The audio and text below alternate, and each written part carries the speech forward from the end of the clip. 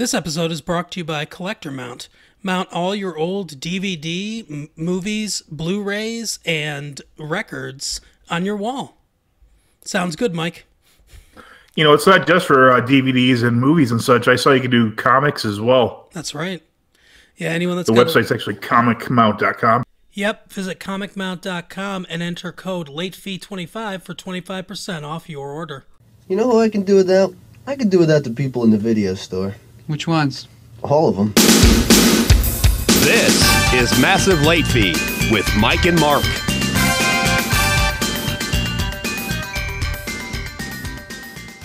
Hey everybody, welcome back to Massive Late Fee. My name is Mark. With me as always is my co-host Mike. How you doing, Mike?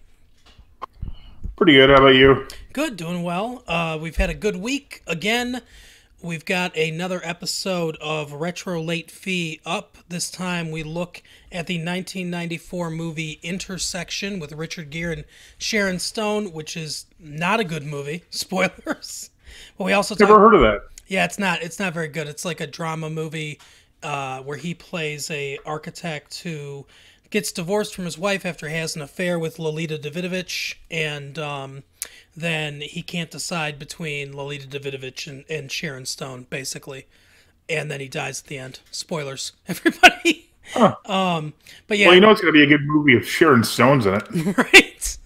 But we also talk about Married with Children and The Adventures of Briscoe County Jr., which was one of my favorite shows back in 1994, the only season that it was on. But yeah, that was so it's a pretty fun episode. Check that out if you guys want. I guess into the news, the big news today is that the Oscar nominations came out today.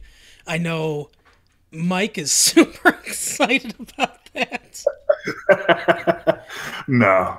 But some, I guess, a few snubs, according to people. That documentary about Fred Rogers, Won't You Be My Neighbor, was not nominated for Best Documentary, and that's some people's favorite movie, just period of the year. That's been doing well, and it's gotten a lot of awards at different Critics' Choice and things like that. And Black Panther was nominated for Best Picture, which was a big surprise to some, although if you pay attention at all to the news, you know, you'll know that they've been lobbying, the Marvels and Disney has been heavily lobbying to get Black Panther included in Best Picture, and as most of you probably know, and I guess it'll be a revelation to some children that listen to us, or just people not in the know, there's a lot of money and favors and things like that trade hands behind the scenes in order to get these nominations. They don't, at least as far as I can tell, they don't necessarily influence who wins, but to get nominated, you got to grease some palms. So I'm sure there was. You know, they should get to help out with this. Harvey Weinstein, he's real good at that. Yeah, he's got a very greasy palm as far as I've heard. But Bohemian Rhapsody is nominated, and Rami Malek's nominated for Best Actor. No surprise that alleged pederast Bryan Singer, who directed the film, is not nominated for Best Director.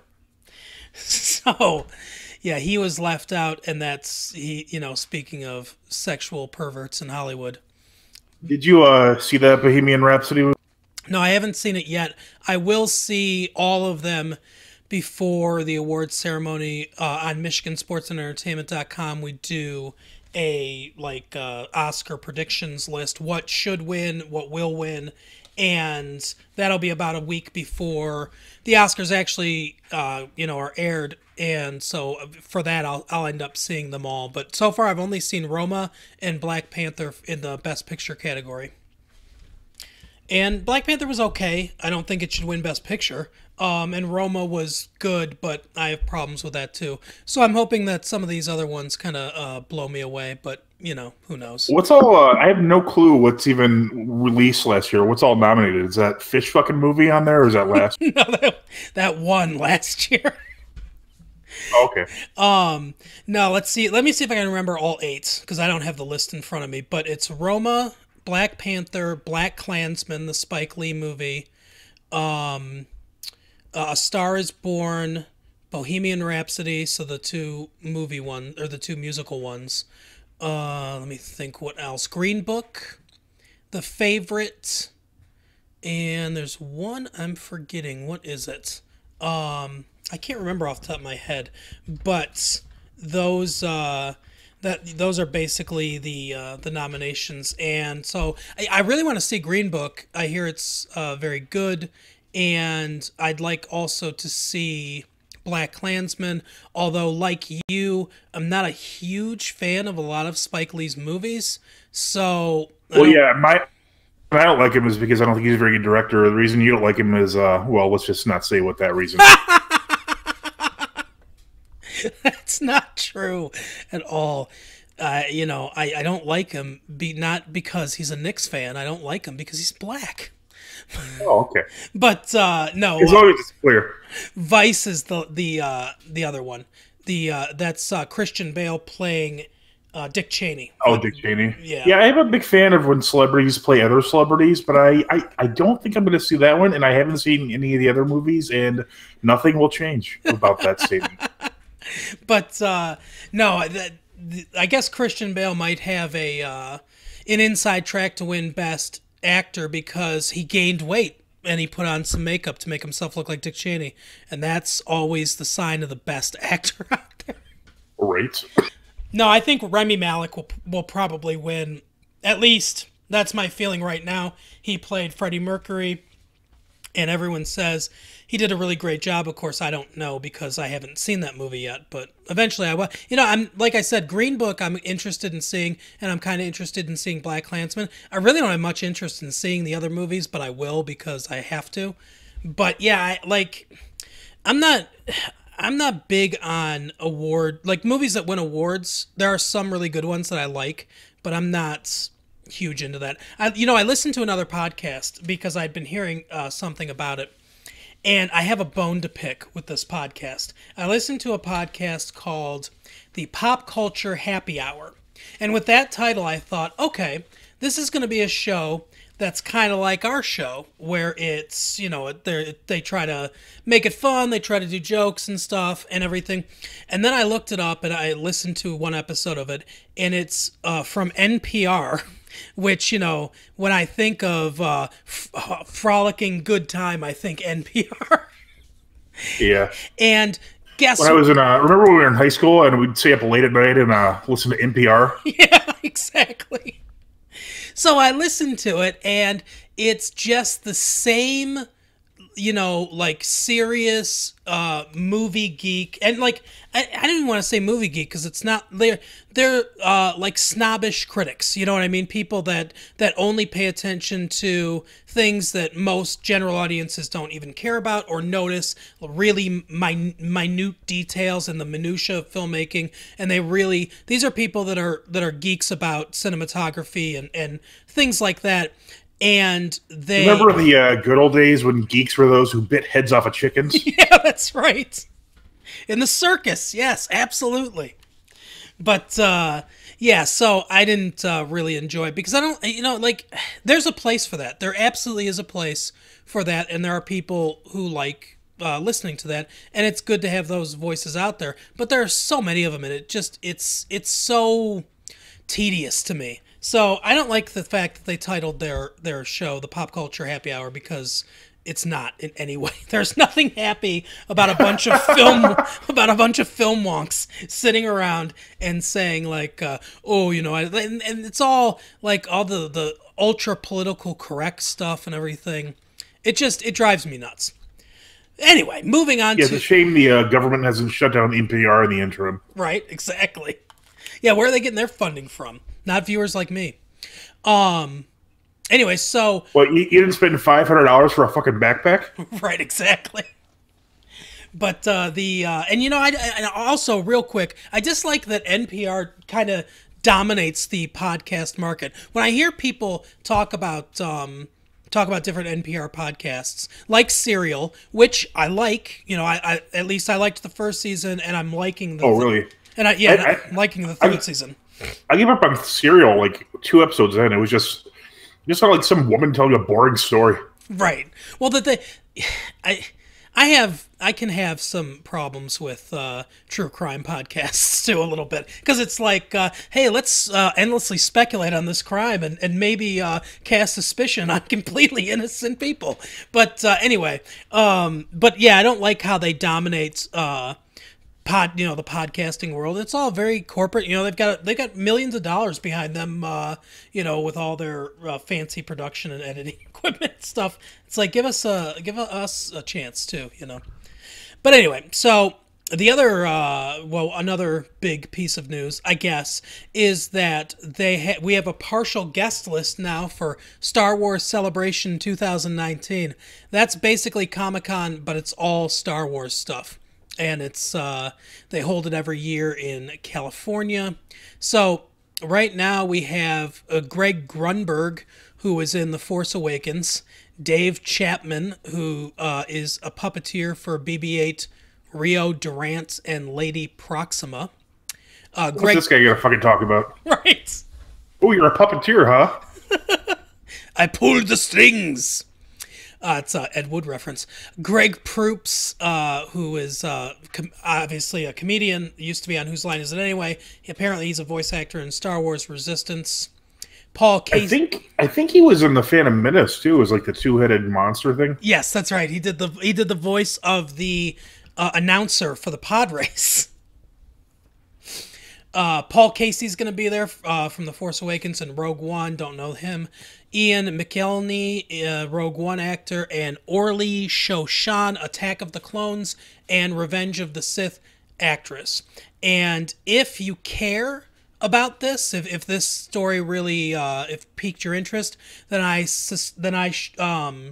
recommend that you take some vitamin D supplements, because you obviously don't get out very much. I saw that story and I was like, I'm going to include this because there are some people that care about this. But the first thing I thought is, who gives a shit? With that, they're saving the biggest guess for another list. Right. Yeah, the biggest guess. Who's that? I don't know. I legitimately don't know. No, I assume Adam Driver and like all the big actors will be there. Oh, I didn't. Yeah, I guess so. I don't know. They might bring George Lucas back again. They brought him back last year. Oh, it's weird. Yeah, I know, it is really weird. It's like, don't you think if your neighbor was George Lucas, you'd have some suspicions? Oh yes, absolutely. He's some old guy who wears flannel all the time, who's obsessed with toys. No kidding. Oh, I bet he drives a windowless van too. But yeah, having him back last year was really weird, because it's kind of like, I guess it's kind of like if your parents got divorced and your mom brought the new guy over for Christmas. So it's like your dad's there too, and I don't know, it's just weird. But yeah, the more Marvel news, or Disney news, because Disney owns everything now.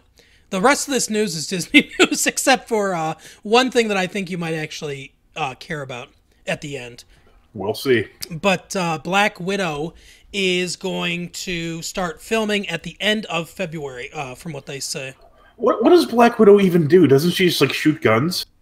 Yeah, she is a former Hydra agent, basically. Like, she was brainwashed as a kid by Hydra, and then she broke her programming, I guess, somehow. It's not fully explained, and basically she works for S.H.I.E.L.D. she worked for S.H.I.E.L.D. as a vigilante. Now she's a member of the Avengers, even though she has absolutely, I guess her superpower is being able to do that somersault thing where she grabs a guy's neck with her legs and then twists. Wow. But people have been calling for a Black Widow solo movie for a long time, because I guess because people like Scarlett Johansson and they want more female-led superhero movies, because the MCU doesn't have a lot of female characters in general, and Captain Marvel will be their first, that comes out in March. That's another shit hero. Right. That'll be their first female-led superhero film. But I think I can see the argument, though. I can't really think of any good female superheroes, especially in the Marvel universe. yeah. Oh yeah, like Marvel has had a long history of not having good even in the comic books, not having good female characters. I mean, some of the X-Men are okay, like Rogue's alright. Yeah. Storm. It's harder to do a solo like Rogue or Storm movie, though, I think, because I mean, I suppose you could do it, but they will have the rights to the X-Men characters when they buy Fox later this year, when they finish the purchase of that, but they don't now. Yeah, I saw. Actually, I have quite a few topics from this. The previews I saw at the movie we'll be talking about later, Glass. Okay. I saw a preview for Dark Phoenix. Oh yes. Did you? Yeah, and it was what's her name? Sophie Turner, maybe. I think that's her name. Yeah. Sansa, the lady who plays Sansa Stark. Yeah.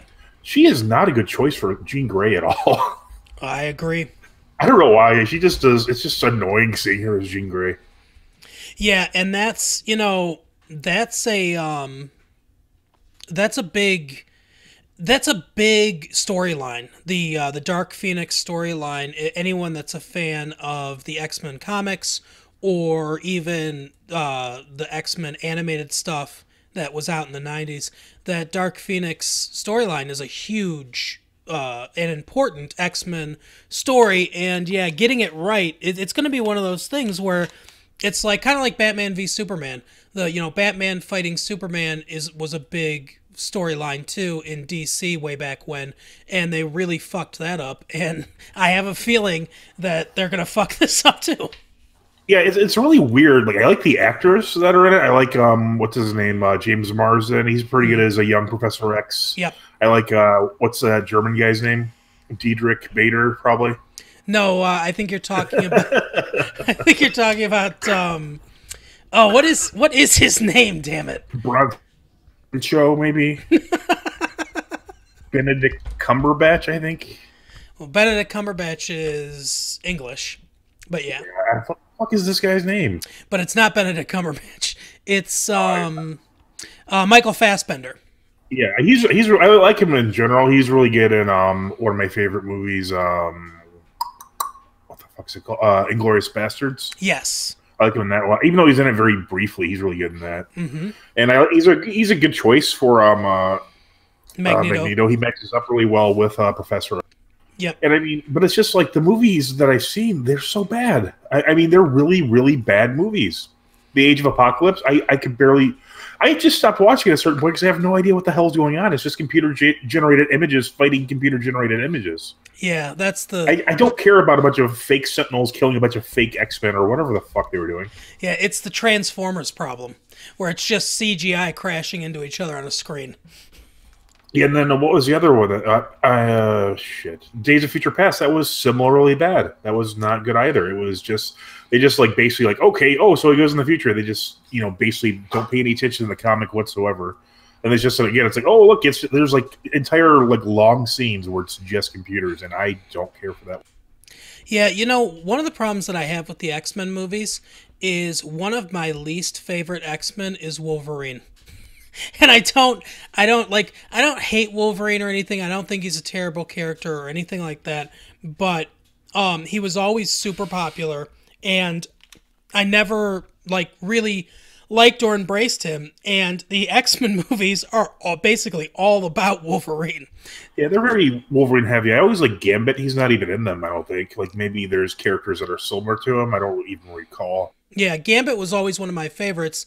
And that's, I think, because instead of really getting into the comic books, I liked the 90s cartoon. Yeah. That's one of my a lot of my X-Men like stuff that I first got into was that cartoon.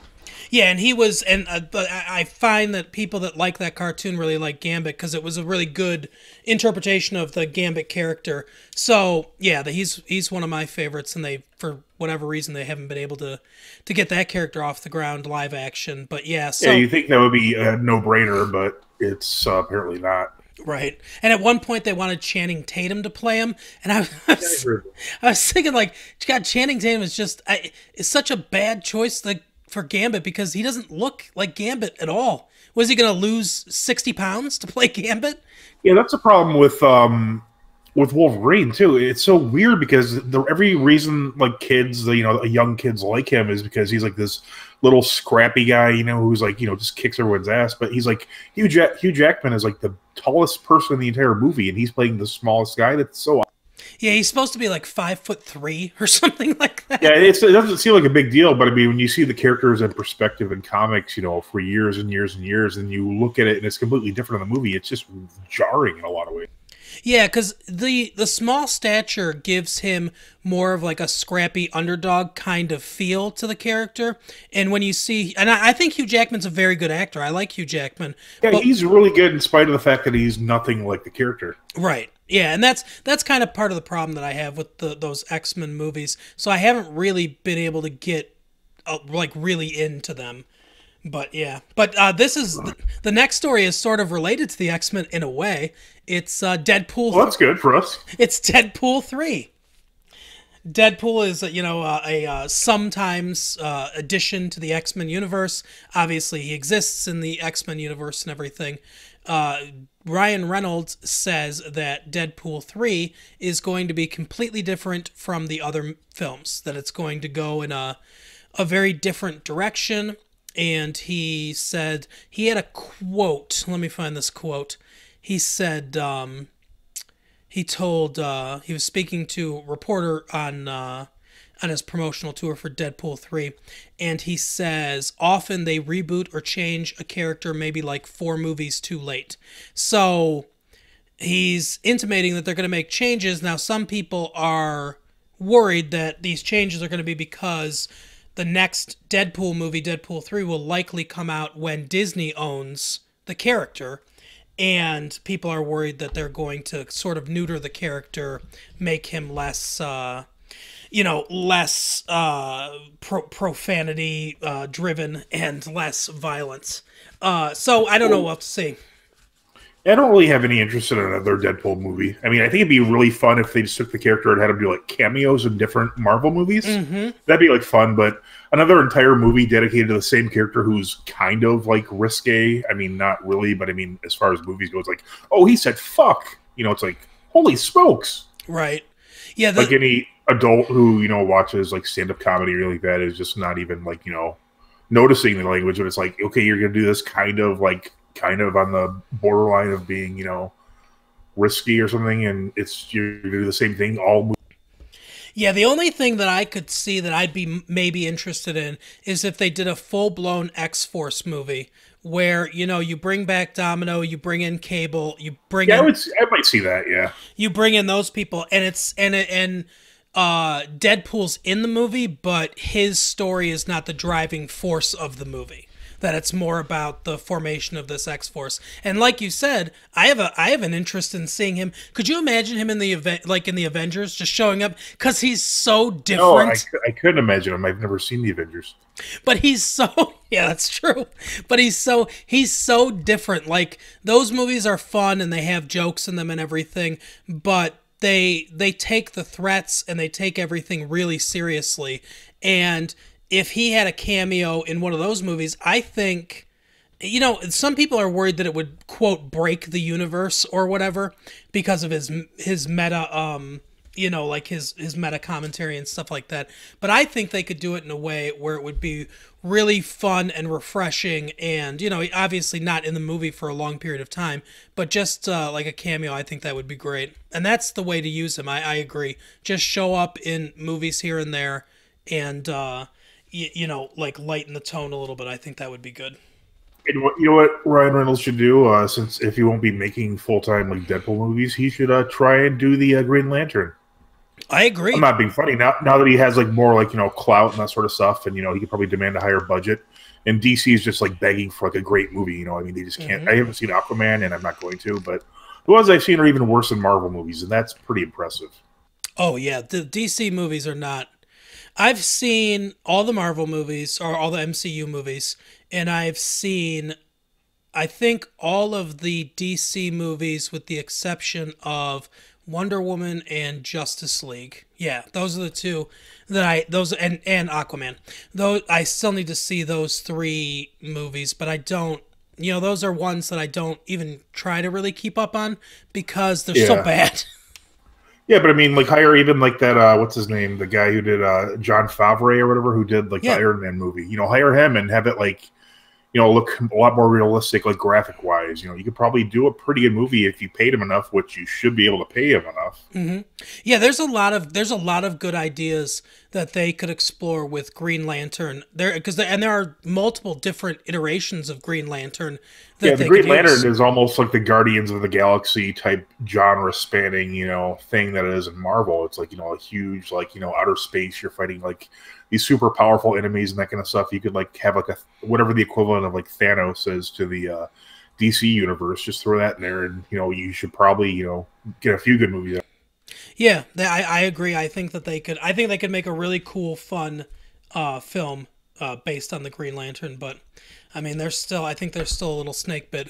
But eventually, we're gonna get one because he's part of the Justice League. So eventually, they're gonna make one. I just hope they don't. Yeah, I think Ryan.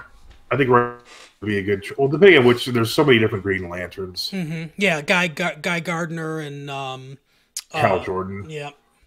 Hal Sparks, the son. Right. So the last bit of news that I have is the one that I think you might be somewhat interested in. They've been talking about doing a movie or a reboot of The Highlander as a film. And now Chad Stahelski, who's the director, is thinking that there's so much material here that he wants to make this into a TV show, like a limited series on Netflix or something like that. What? How much material is around the Highlander? I don't know. We're immortal. We chop off each other's heads and get each other's powers. There you go. That's it. But universe explored. It's funny too because the original movie, as I'm sure you know, they were immortals. There can only be one, stuff like that. And then Highlander 2, The Quickening, they needed to bring other people back and everything. So they tried to explain that they were like aliens and shit like that. I mean, it got really convoluted really quickly. Yeah, that's an example of a very bad sequel. Yeah, and here's the problem. Is I think if he, quote, has too much material to explore, then I think he's really going to wonk things up with the Highlander universe, because to me, those movies, and I'm not a big fan of Highlander or, those necessarily that genre of film, but no one is. But I think the only way that it works is if it's kind of a straightforward, easy to follow story.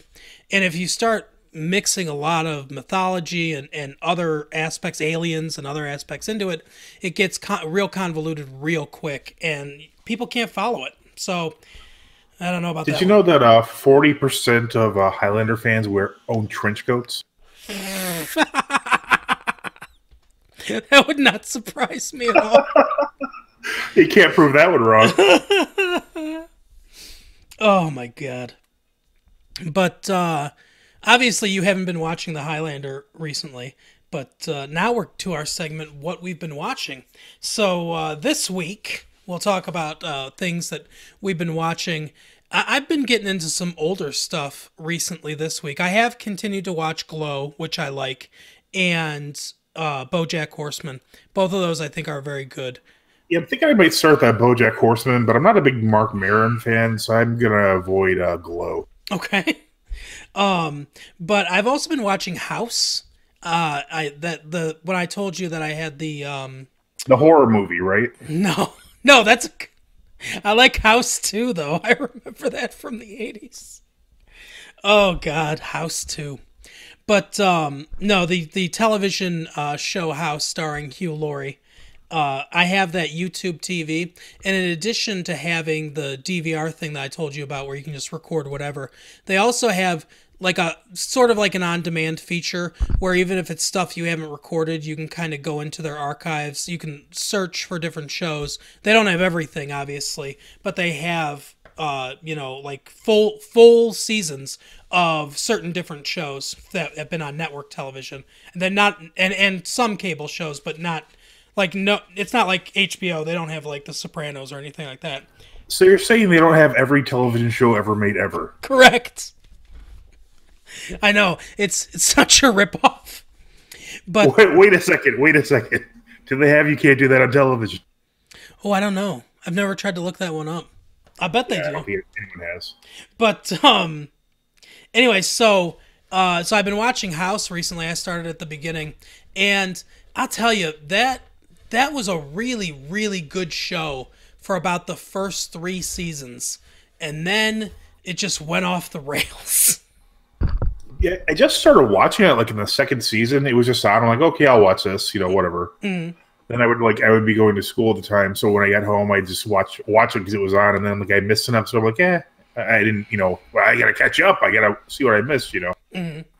Yeah, I did see that later. The formula kind of changed, and I really hate that when you have almost like a procedural type show, and then it's like, oh look, they're dating now. It's like, I don't care. I'm not watching this to watch people date. Yeah, exactly. Like CSI did that quite a bit.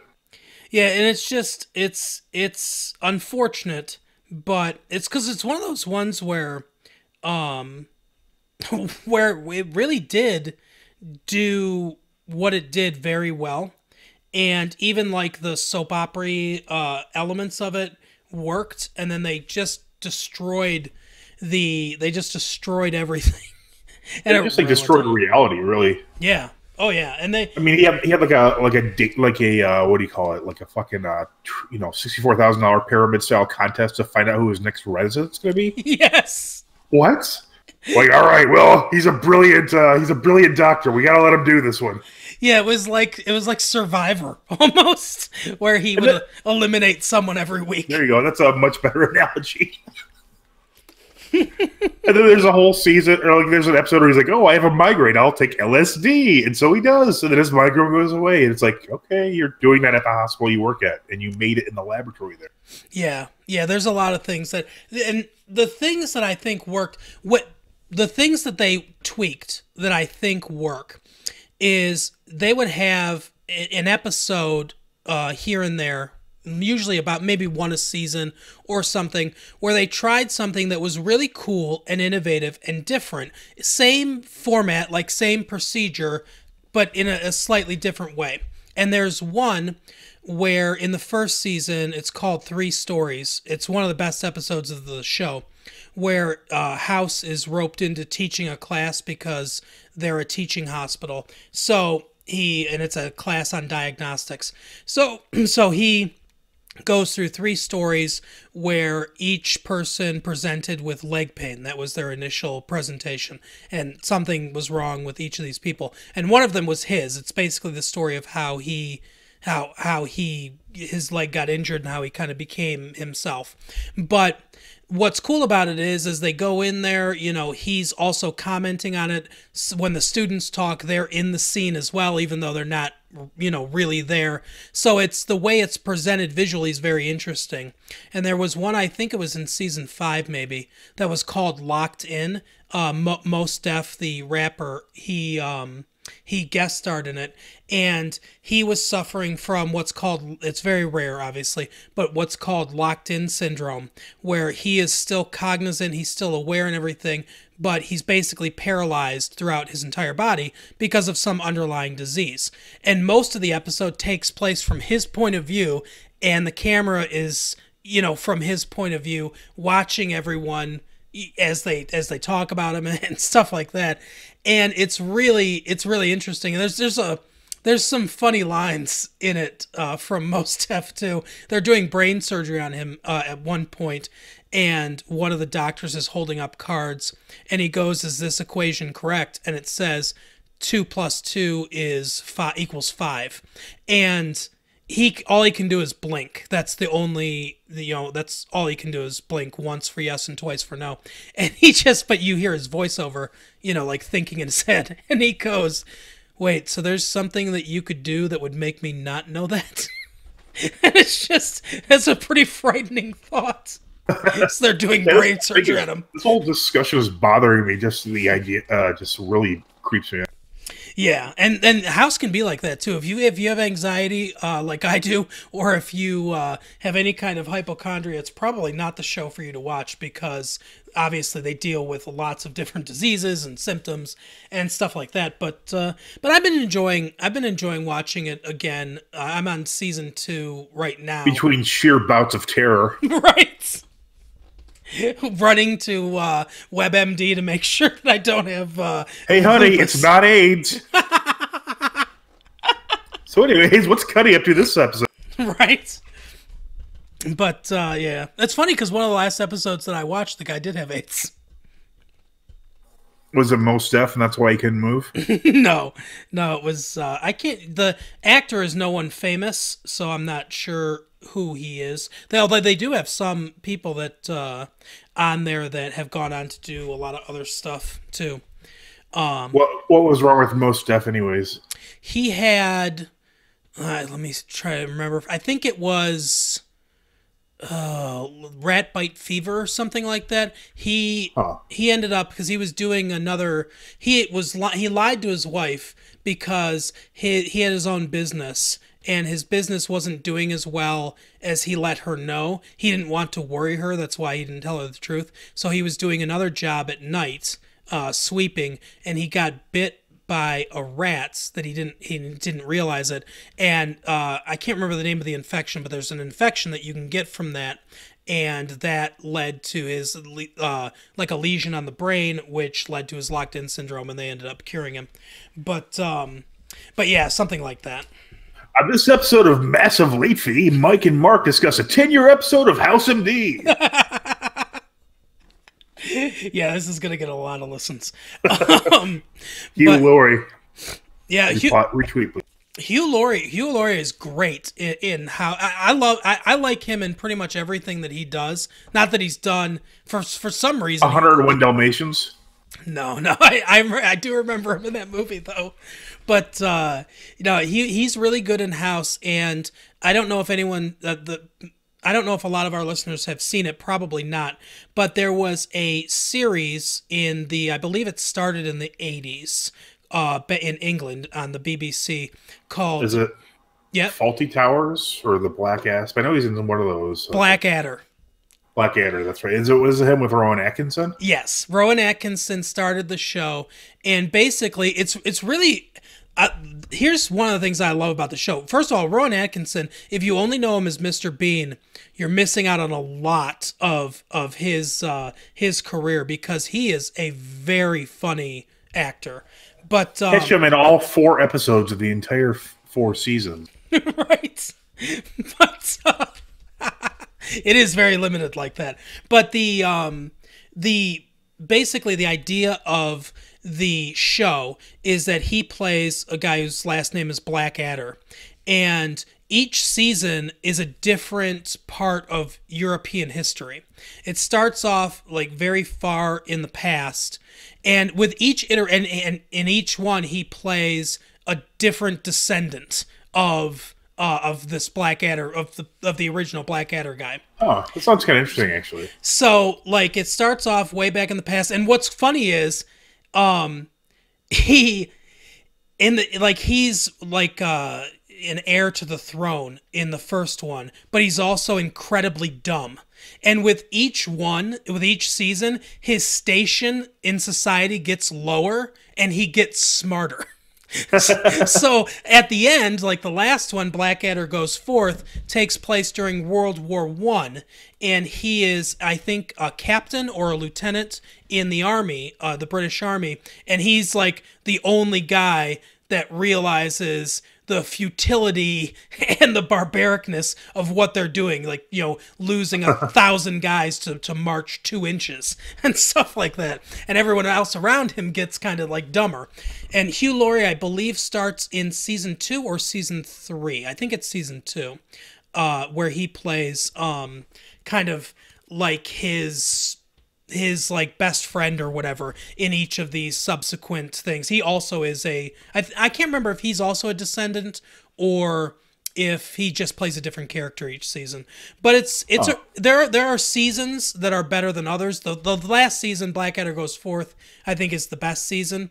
But and obviously there are episodes that are better than other episodes. But it's a really interesting show, and it's a really funny black comedy. Huh. And Hugh Laurie is really good in it too. He's very funny. So yeah, I would recommend anyone check out Blackadder if you can find it.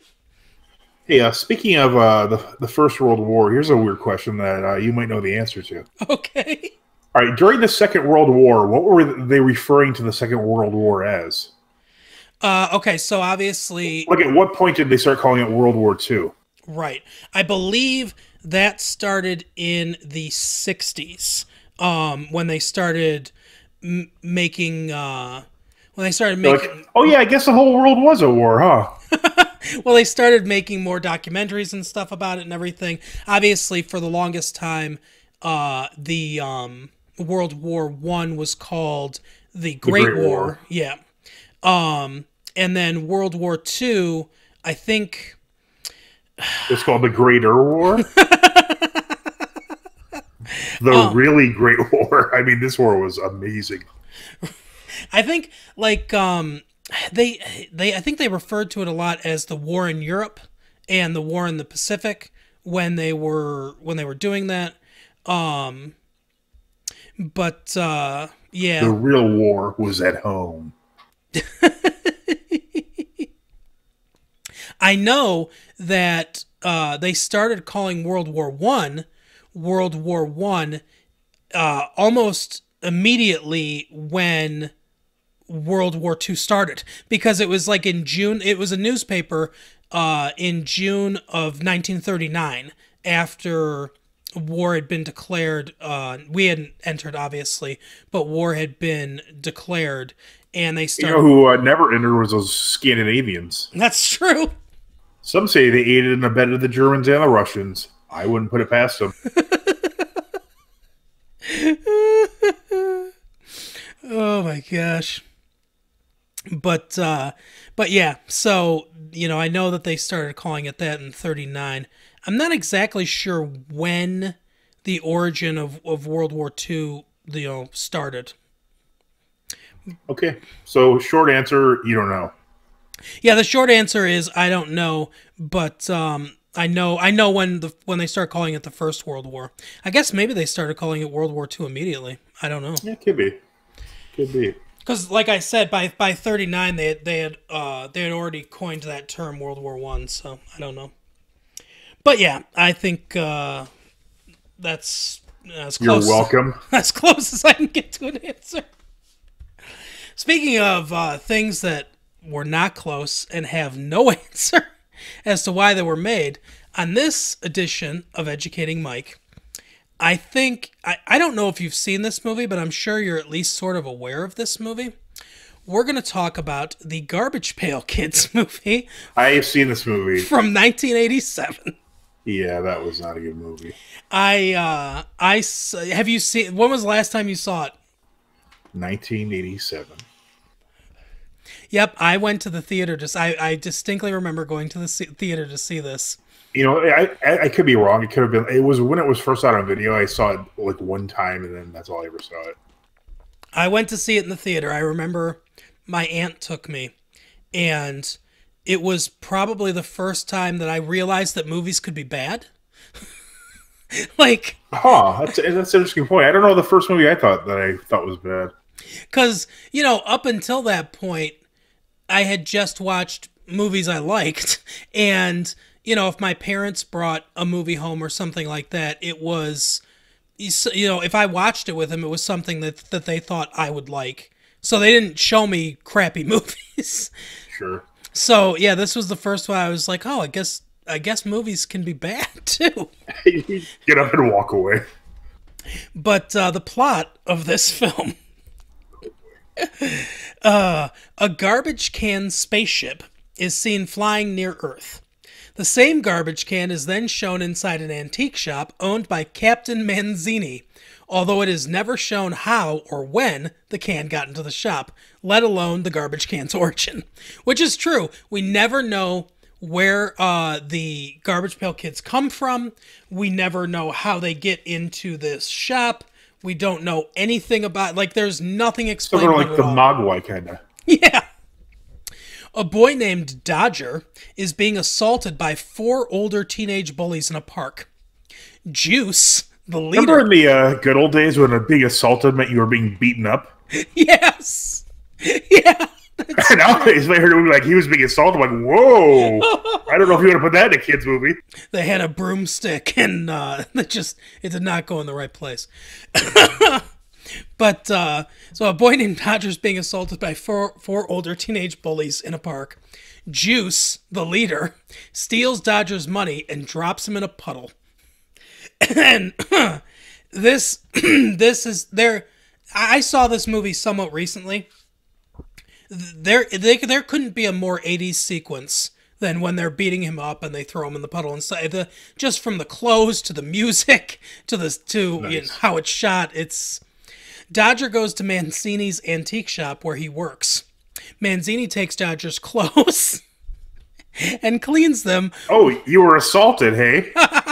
He does too. He takes his clothes and the boy's just sitting there in his underwear in the antique shop while he washes them. I used to own a bike shop, you know. I had to sell it after 2 boys accused me of showing them dirty movies. Yes. So One of them, the great Danny Cooksey from Terminator 2. that's right. Or was Sam in there? I don't remember. Probably not. I think so, yeah. See, I thought he was a later character. Oh, I can't remember now. Like when you saw him on screen, you're like, oh, okay, this show is about to be wrapping up in a few years. Right? Yeah, that always happens. Happened with the Brady Bunch and what's that? Growing Pains and stuff. Yeah. What's odd though is it didn't happen with Married with Children, and the person that took over was Ted McGinley, like the king of like ruining shows. Yeah. Like it's funny because you mentioned that earlier. I would wager in an instant that he was on more seasons than there are seasons without him on it for Married with Children, because it went like 9 or 10 seasons in it. I think it went 11 seasons, and I'm pretty sure, yes, that he was on more than half of them. Yeah, Steve like left pretty early on. Yeah. But, okay, so he's got his clothes off. Manzini tells him to stay away from the garbage can. Later, Dodger sees Tangerine, Juice's girlfriend. So, really good names here. This one, you sound so dark. Stay away from the garbage can. You can't see what's in there. Tangerine and Juice. Okay, so who seems to be the most compassionate member of the group towards Dodger, and he tries to persuade her to buy something from the shop. Dodger is attracted to Tangerine and covertly smells her hair while she is distracted, which is just the least creepy form of a way you could show that he likes Tangerine. You know he's just gonna be pounding off later thinking about that. I love the smell of Tangerine's hair. The other bullies enter the shop and attempt to rough up Dodger again, but he manages to outwit them. They don't tell us how. However, during the tussle, the garbage can is knocked over and a green ooze spills out. The bullies then bring Dodger into a sewer, handcuff him to a rail, and open a pipe pouring sewage onto him. So, didn't really outwit them very well. Oh my god, there's bullying and then there's putting toxic waste on your body. Seriously. It's like, come on, guys, cut it out. Dodger is then saved by little mysterious people named the Garbage Pail Kids. Manzini returns and is upset that the Garbage Pail Kids have been released from their can. It's like he's just keeping them prisoner. But he introduces Dodger... They're the souls of all the children he saved. Right. We've all been molested. But You're fine now. You're safe with me. But he introduces Dodger to each of them. Greaser Greg is a leather jacket-clad greaser with a violent attitude. Messy Tessie is a girl with a constantly runny nose. Windy Winston is an insane boy who wears a Hawaiian shirt and often farts violently. Not loudly. Wow, that's insane. Not loudly, violently. That is a much better word. On his card, he was depicted as a nervous musician. Valerie Vomit is a girl who throws up on command. That's a great power. Foul Phil is a whiny, I think that's called bulimia, Valerie. Right. Yeah, Valerie Vomit was played by Callista Flockhart. Foul Phil is a whining, hungry baby with halitosis who constantly asks characters if they are his mommy or daddy. Oh, that can be annoying. Right. It's good to have a power that can not be depicted whatsoever on screen. Oh my god, your breath smells. Yeah. Nat Nerd is an obese, acne-riddled boy who dresses up like a superhero and wets his pants frequently. So any Marvel fan... No, I'm joking, Marvel fans. That's not how I feel. Tell your moms we're joking, okay? And Alligator, the group's leader, is an anthropomorphic half-person, half-alligator who has an appetite for human toes. What? Yeah. Why would they have that be the leader? This seems like the most difficult character to animate as a half-alligator person. Right. Maybe they had that elf guy in a puppet suit. Yeah, Mr. Chompers. Manzini explains that the kids are forbidden from going out in public because they'll be attacked by the, quote, normies. And then in parentheses it puts normal people. I think I could figure that out. Yeah, I think you could have got that one. I thought by normies they just meant people named Norm. Or Norm Macdonald fans. Right. I consider myself a normie. Yeah, me too. And that he can't get to the kids to go back in the garbage can without magic. So... apparently, he learned magic at some point because he got the kids into the garbage can. But he needs the only thing that works on aliens is magic. Yeah. Remember. The next day, Dodger goes with Tangerine to a nightclub where she sells clothes she designed. Now, this is hilarious too, because what she does is she designs these clothes, puts them in a garbage bag, drives her car to the back door of a nightclub, and then just kind of goes in and lets everyone know, hey, I've got clothes out here for sale. And people come out there and... in droves. Yeah, and buy like, different girls come out there and buy her clothes. Some of them just put them on right there and go back into the club with new clothes. They're like, oh, this is so radical. You know, like, it's also very 80s. Well, that's crazy. She puts them in a garbage bag, but I'm sure that won't come up ever again in this movie. But it's so weird because, it's like, yeah, every teenage girl, designed clothes in the 80s and sold them. And were they bedazzled? Yeah, a lot of them were, yep. Dodger behaves awkwardly when Tangerine removes her shirt to sell it. Oh, I thought you were going to say when Tangerine asked him why he was in the bathroom so long when she came to get him earlier. Is that my shampoo you're using? Yeah, someone says they want Tangerine's shirt, so she takes it off and sells it to them. She's trying to save up money to move to California because she wants to be a fashion designer. That's her plot. Well, I mean, obviously. I also want to point out that Dodger looks to be about 11 or 12 years old or something like that, and Tangerine is like 17 or 18. So the whole thing's kind of weird. But anyway. Wait, just real quick question. Should I update my Chrome by restarting right now? I don't think so. Okay, I'll do that later then. Dodger then hides when Juice shows up. Meanwhile, the kids steal a Pepsi truck, which has got to be a great product placement there.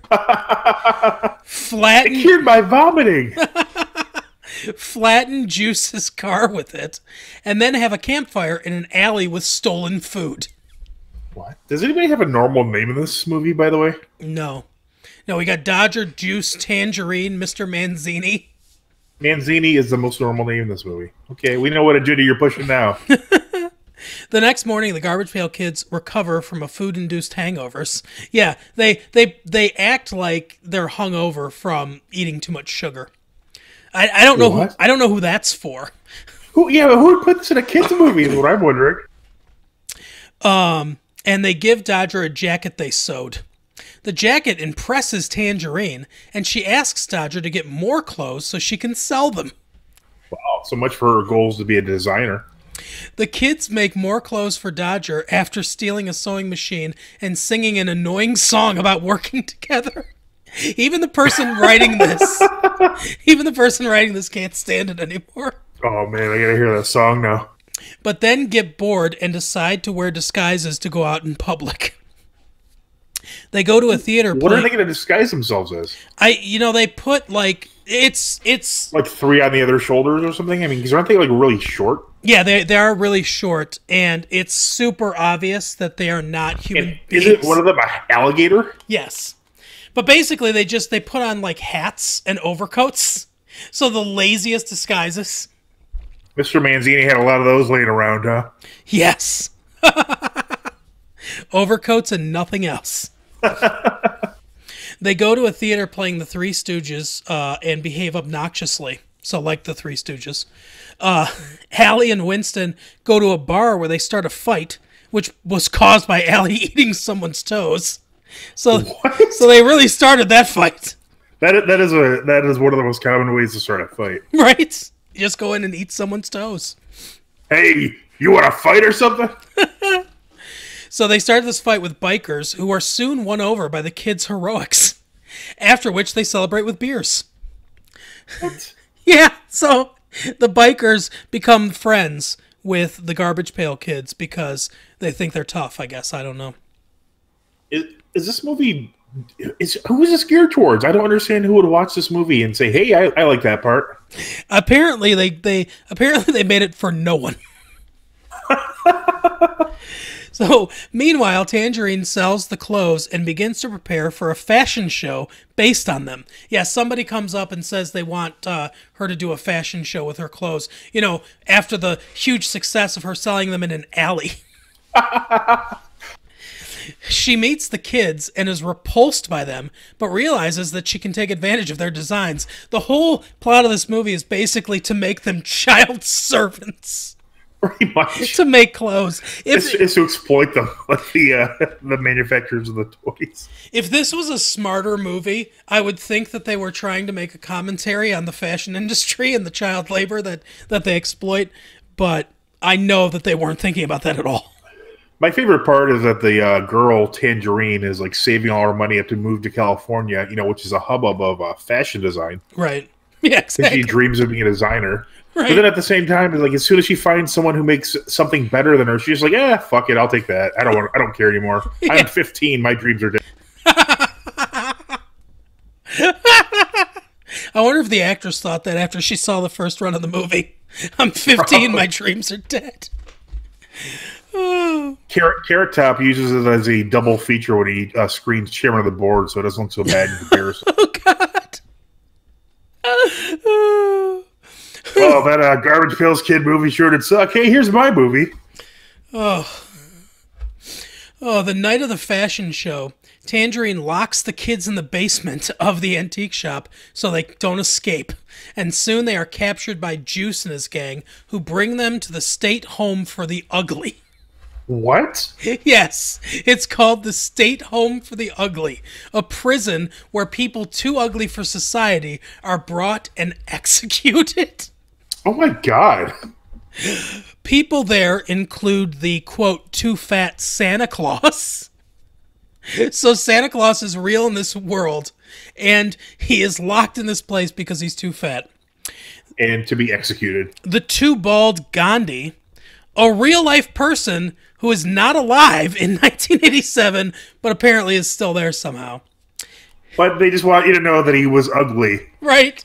The too skinny Abraham Lincoln. What? So Abraham Lincoln somehow survived assassination and lived until 1987.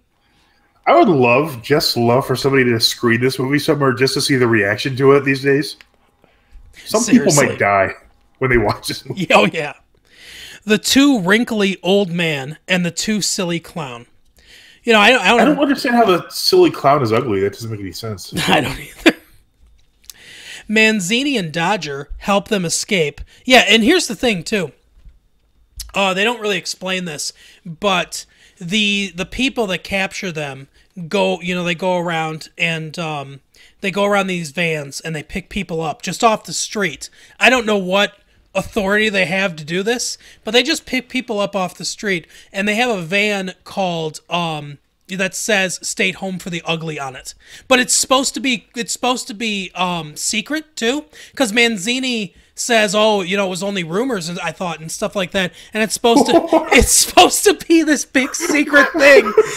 But they find them by following the van that says "Stay Home for the Ugly" on it. That's just out in public. Hey, have you heard these rumors about this group called the Police Department? Yeah, exactly. That's what it's like. Oh, so they, let's see. Mancini and Dodger help them escape and head to the fashion show. By the way, there are other Garbage Pail Kids in there, and these people are being executed. Like, they say that they're going to kill the Garbage Pail Kids before they escape. They never go back for those people. That's just a rumor. It's only rumored. They never go back for Santa Claus. They never go back for their friends. They never go back for Lincoln. They just leave them. I assume that would be like near the end somewhere. Yeah, exactly. Doesn't happen. Okay. They just wanted people to be aware of it, I guess. Yep. By the way, people are being executed. And here they are, and why. The Garbage Pail Kids trash the fashion show and rip the clothes off the models. Another great thing in a kid's movie. Now, there's no nudity, but, they're in bras and underwear. Right. While Dodger gets into a fight with Juice. Juice and his gang are later arrested, and it is implied that they may now finally be locked away in prison for a good while. What? That's very vague. Ooh, you're 17, you're going to jail for a good while. Yeah, 6 months till you're 18. It's like a vague threat when you don't know how long you're punishing your children. How long am I punished? For a while? Yep. Later that night, Tangerine apologizes to Dodger and asks to be his friend, but Dodger doesn't accept her apology due to her greed. Captain Manzini tries to sing the Garbage Pail Kids song backwards to coax them back into the garbage can, but the kids sneak out and ride stolen ATVs away to cause more havoc. And that is the end of the film. Wow. Oh, they were going to do a reboot of it in 2012. They talked about it, and on July 18th, 2013, it was reported that the film was canceled due to negative reception. That's the only reboot that's ever been canceled, too. Oh, my God. It is it's one of the worst films I've ever seen in my life. It is awful. Yeah, it sounds really bad. Garbage Pail Kids, the movie. And yeah, like even as an 8-year-old, I watched this movie and I was like, yeah, this sucks. Oh, it says here's a piece of trivia. The Garbage Pail facial puppet heads required more detail work for facial animation prior to filming. The effects team didn't complete the heads on time. Rod Amanto, who was the director of the film, made the film anyway, expecting the puppet head effects animations to improve during the filming. It did not. Why would he expect that? I don't know. Oh, but that is the Garbage Pail Kids film. Now, more like Garbage Pail Kids. Yeah. Now, I'll tell you something that's not garbage. Our sponsor this week, Collector Mounts. Oh, go to collectormount.com and get some seriously great mounts for your wall. You can put up DVDs, movies, Blu-rays, all that stuff, laser discs. All that art is just sitting there. I mean, I tell you every week, call them. Get that art up on the wall. How are we going to show people you have great taste in things if you don't have it popping out in their face? Exactly. Get the Garbage Pail Kids movie on VHS and put it up on your wall. But no, I mean seriously, Do you think this it's on Laserdisc? it might be. I don't know. Laserdisc. God, Comic Mount. if they made the Garbage Pail Kids on Laserdisc, I'll bet they sold no copies of that. Yeah, probably. Except for that guy who did Ready Player One.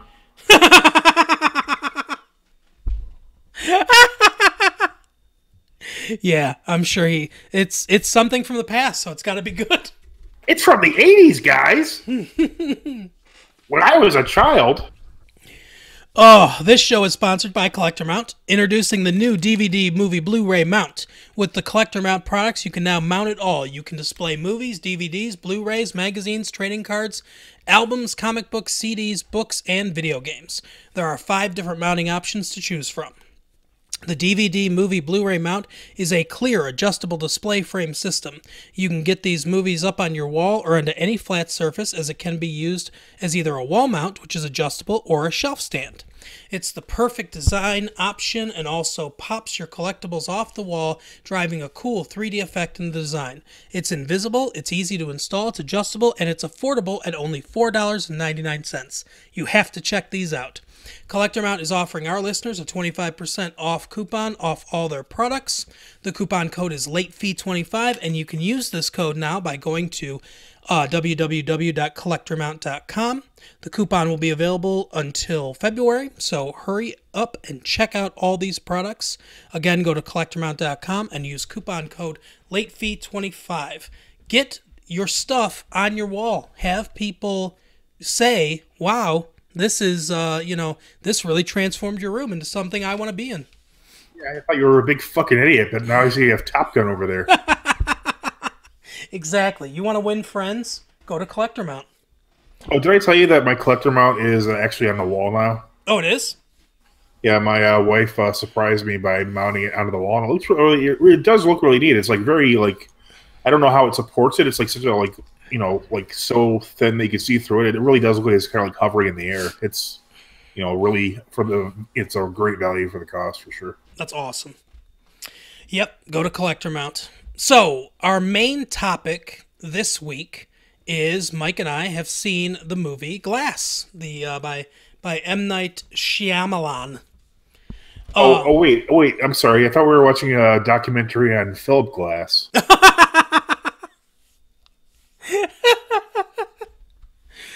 Oh no. What are we going to do? I'll tell you what we can do. You go watch Glass real quick right now. I'll pause the podcast and I'll wait here for you. No, I actually saw the right one.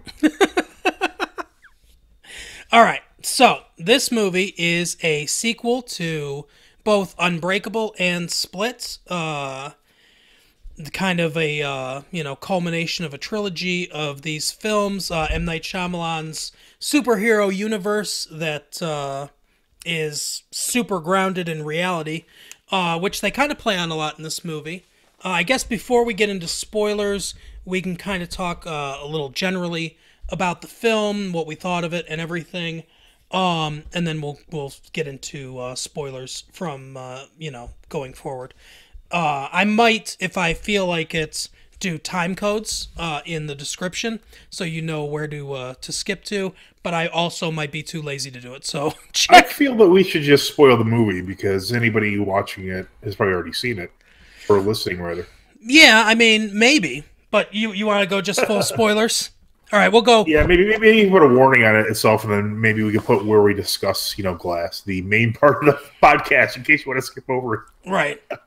All right, we'll go for full spoilers. So, first of all, what did you think of the movie? Did you like it?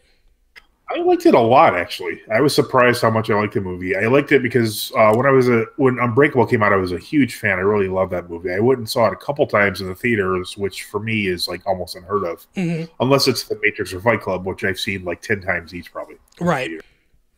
But yeah, and I mean, when Split first came out, I didn't even bother watching it, and then I heard about at the end how Bruce Willis shows up making a cameo as David Dunn. I'm like, oh, okay, I'll watch that now if it ties in. I was hoping it would tie in more to Unbreakable, but it really didn't. But I mean, it makes sense that they're in the same universe because it's like the same kind of low-powered superhero, which is always a nice kind of fun genre. Like, you're not blowing up the sun with like, your laser blast, but hey, you're kind of strong. You're not, impossibly strong, but you're way stronger than the strongest person alive. That to me is kind of an interesting genre of superhero-ness.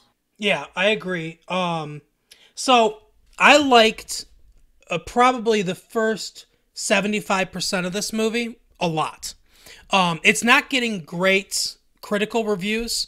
I've read some of the critical reviews, a lot of which I don't agree with, but it's not getting great critical reviews, although it has a pretty good audience score if you look at Rotten Tomatoes. But I liked, like I said, like the first 75% of this movie a lot. The last part of the movie is where some of the problems come in to me, and we'll get to that in a little bit. But what I liked about the movie is, and I wish they would have played up this idea a little bit more.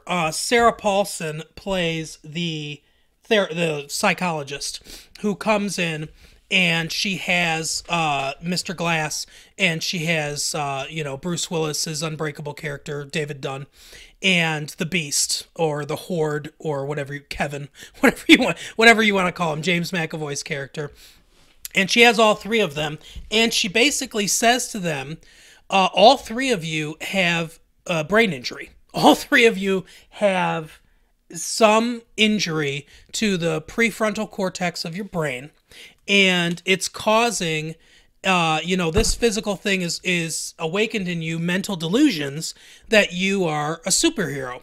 And they have very plausible explanations. Like, because, I'm thinking, while I'm watching this, I'm like, well, she's lying. Because, I saw Split. I saw Unbreakable. She's lying. And she's basically like to David Dunn, she says, you're just strong. Yeah, you lifted all that weight. There are people in gyms that can lift big amounts of weight. You're just a strong guy. Former athlete. He was like a star football player and everything. It's like, you're just a strong guy. And she says, and there's usually an inciting event that makes you feel vulnerable, and so this delusion of being a superhero. And obviously, he almost drowned when he was a kid. So that's and they play that flashback to reinforce that idea. And she says to James McAvoy's character from Split, he's like, oh, I bent those bars, and she's like, oh, those bars were made a long time ago. I was able to bend them. It was hard, but I could do it. You're a strong guy. That shotgun that you got shot with was wet. The bullets were compromised. And everything. So that's why it didn't hurt. See, that part actually literally made no sense at all. Literally no sense. Okay, so you're much more of a gun expert than I am. So why does that not make sense? Because if the powder were wet or compromised enough, it would just simply not go off. It wouldn't go off slowly and slowly push the bullet looking like a cartoon. It just wouldn't. It would either work or not work. Yeah, that's kind of what I thought too, watching it, even not knowing a lot about it. But I thought to myself, when cartridges get wet, don't they just misfire? But yeah, it's like the explosive powder. It just literally does not work. But at least you read The Gunslinger. Yeah, exactly. I have. But at least they tried to explain it in a way that, you could at least sort of buy, I suppose. So I thought to myself, I was like, oh, I hope they really explore this idea that they might not be real. They might not actually be superheroes. And obviously, Mr. Glass, doesn't really have a superpower. He's the mastermind. He's really intelligent and good at planning, and he has osteogenesis imperfecta. So it's a bit of a trade-off, right? But yeah. So I thought, I hope they really explore this. Now they didn't explore that idea enough. I don't think they went deep enough with that idea. But I really liked that, and I liked the slow build of the movie. I thought, I liked the pacing of it a lot. And I liked a lot of the visuals when it comes to, like, a lot of the movie is shot in very different ways, with different camera angles and everything. It almost feels sort of like you know, it's like different directors directed different parts of the movie. Yeah, it was so much that I noticed like the camera is almost never stationary. He's always doing something with it. It's moving, or it's like a different point of view, or it's just like, you know, it's in the water sometimes. It's always doing something. It's like an actor. Yeah, and I like that, and it everything, like, it really blended together, you know, like the visual style of the movie. And I liked a lot of the color palette of the movie. The different each of the different superheroes has a different kind of color scheme that that comes up. You know, Mr. Glasses is purple and everything, and a lot of it is filmed with more shades of purple when he's on the screen. Another thing that I kind of didn't like, although I don't know exactly how you could structure it differently to make it this way, but I wanted more Samuel L. Jackson in this film. Samuel L. Jackson is a really good actor. Yeah, he's a great actor, and that's a great character. It's just like, it sucks because, I mean, it wouldn't have been as good of a movie if he were in it more, because, I mean, the less you know about Mr. Glass and his, you know, machinations of Leonardo, the better. Right. Yeah, because, no. I mean, it's just like he's such a powerful character. He's literally a brilliant character. He's a mastermind type personality. He's, you know, an archetype from comics that's just like. Yeah, and I liked I love his character. I love you know, how he plays him. I heard somebody say, and so I won't take credit for this because I heard somebody else say this, but I thought this was a really apt description. They said it's sort of like the Goldilocks thing, where you have one character or one actor, Bruce Willis, that's not acting enough. You have another actor, James McAvoy, that's acting too much, and then you have Samuel L. Jackson that's acting perfect. Just right. That's a great description. And I liked James McAvoy a lot in Split, and I think he's a very good actor, and I thought he did a really good job in Split. In this movie, his performance is not quite as good or convincing. And I think I think when you put him up against other characters like that are like, I would say Unbreakable was certainly more grounded, because even I mean, really watching Unbreakable, you could say that the character didn't even have superpowers. I mean, it's really debatable. Yeah, I agree. But in Split, it was like that to a certain point, and all of a sudden, oh, he's on the ceiling. Yeah, he just got shot with a shotgun. Oh, he bent those bars. Yeah, there's, you know, he's clearly, you know, some kind of otherworldly, supernatural type, you know.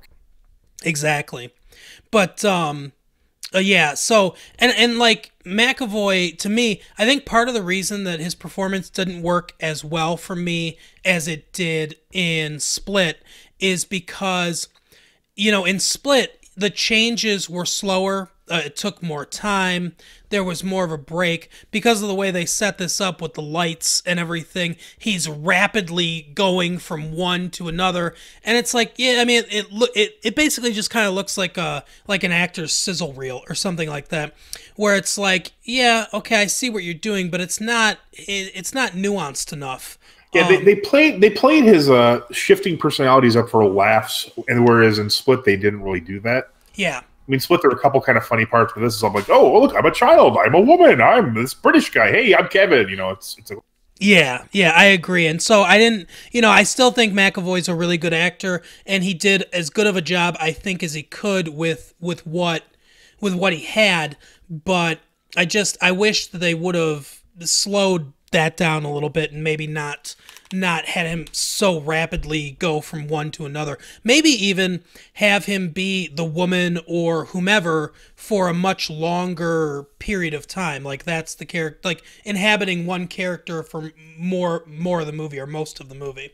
Yeah, I mean, that was just kind of like a bit, you know, much for me. But yeah, Samuel Jackson, the whole premise of the movie is essentially his theory, and his theory is that there have been these people who are, you know, separate and like genetically superior in many ways to the rest of us throughout like the recorded history.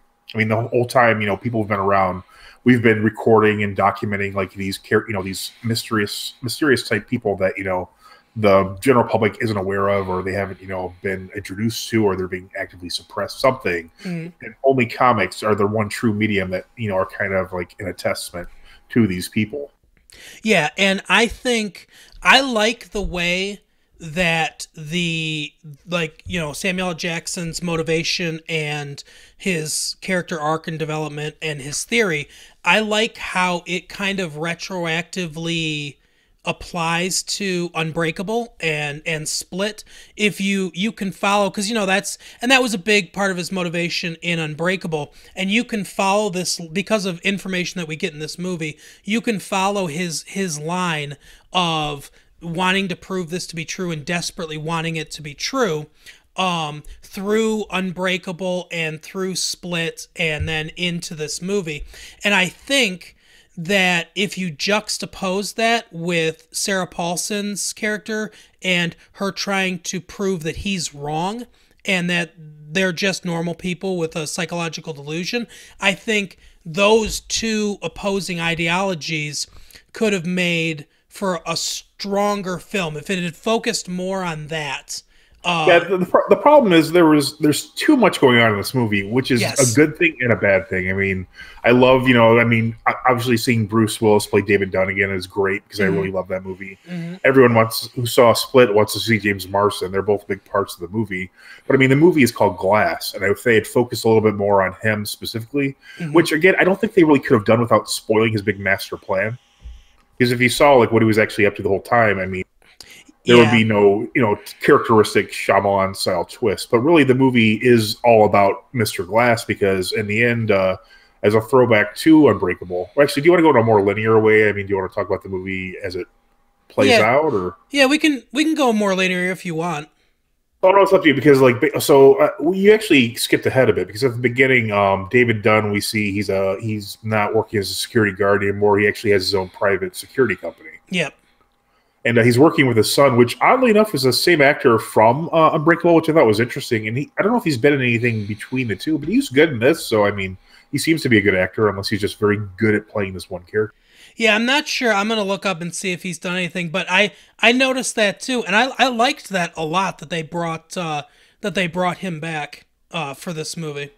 Yeah, I thought that was pretty neat. And another thing they did that was kind of interesting was there was some scenes that were cut from Unbreakable because they were too long or, they just didn't serve the purpose. And they actually used those in the movie Glass. And it's like, oh, wow, that's cool. But they actually were filmed, 18, 19 years ago, however long it was, I thought was kind of fun. Yeah, I agree. And that was really good. But yeah, go ahead. Oh, no, go ahead. No, you go ahead. I'm going to look up this guy. Oh, sure. Yeah, so he's working at a security company, and we see he's kind of he's a vigilante, almost like a Batman-esque type character where, during the night or during the day, like at the beginning of the movie, a guy's just kind of walking around, this young man runs up and just flat out knocks him out, the whole knockout game thing that was or wasn't actually happening. I still don't know if it was a real thing at first or what. Mm-hmm.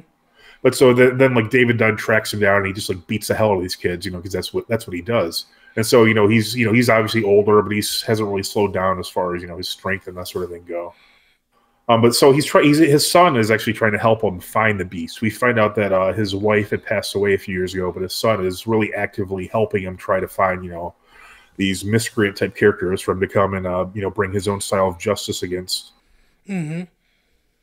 So he's walking in the seedier part of town where his son is kind of triangulated where the beast will show up, and sure enough, he runs into James McAvoy's character, who I don't even know. His name's Kevin, right? Kevin something, I don't remember. Yeah, his real Kevin Crumb. Yeah, that's Wendell Yep. Crumb. Yeah, there you go. That's his real name. Yeah.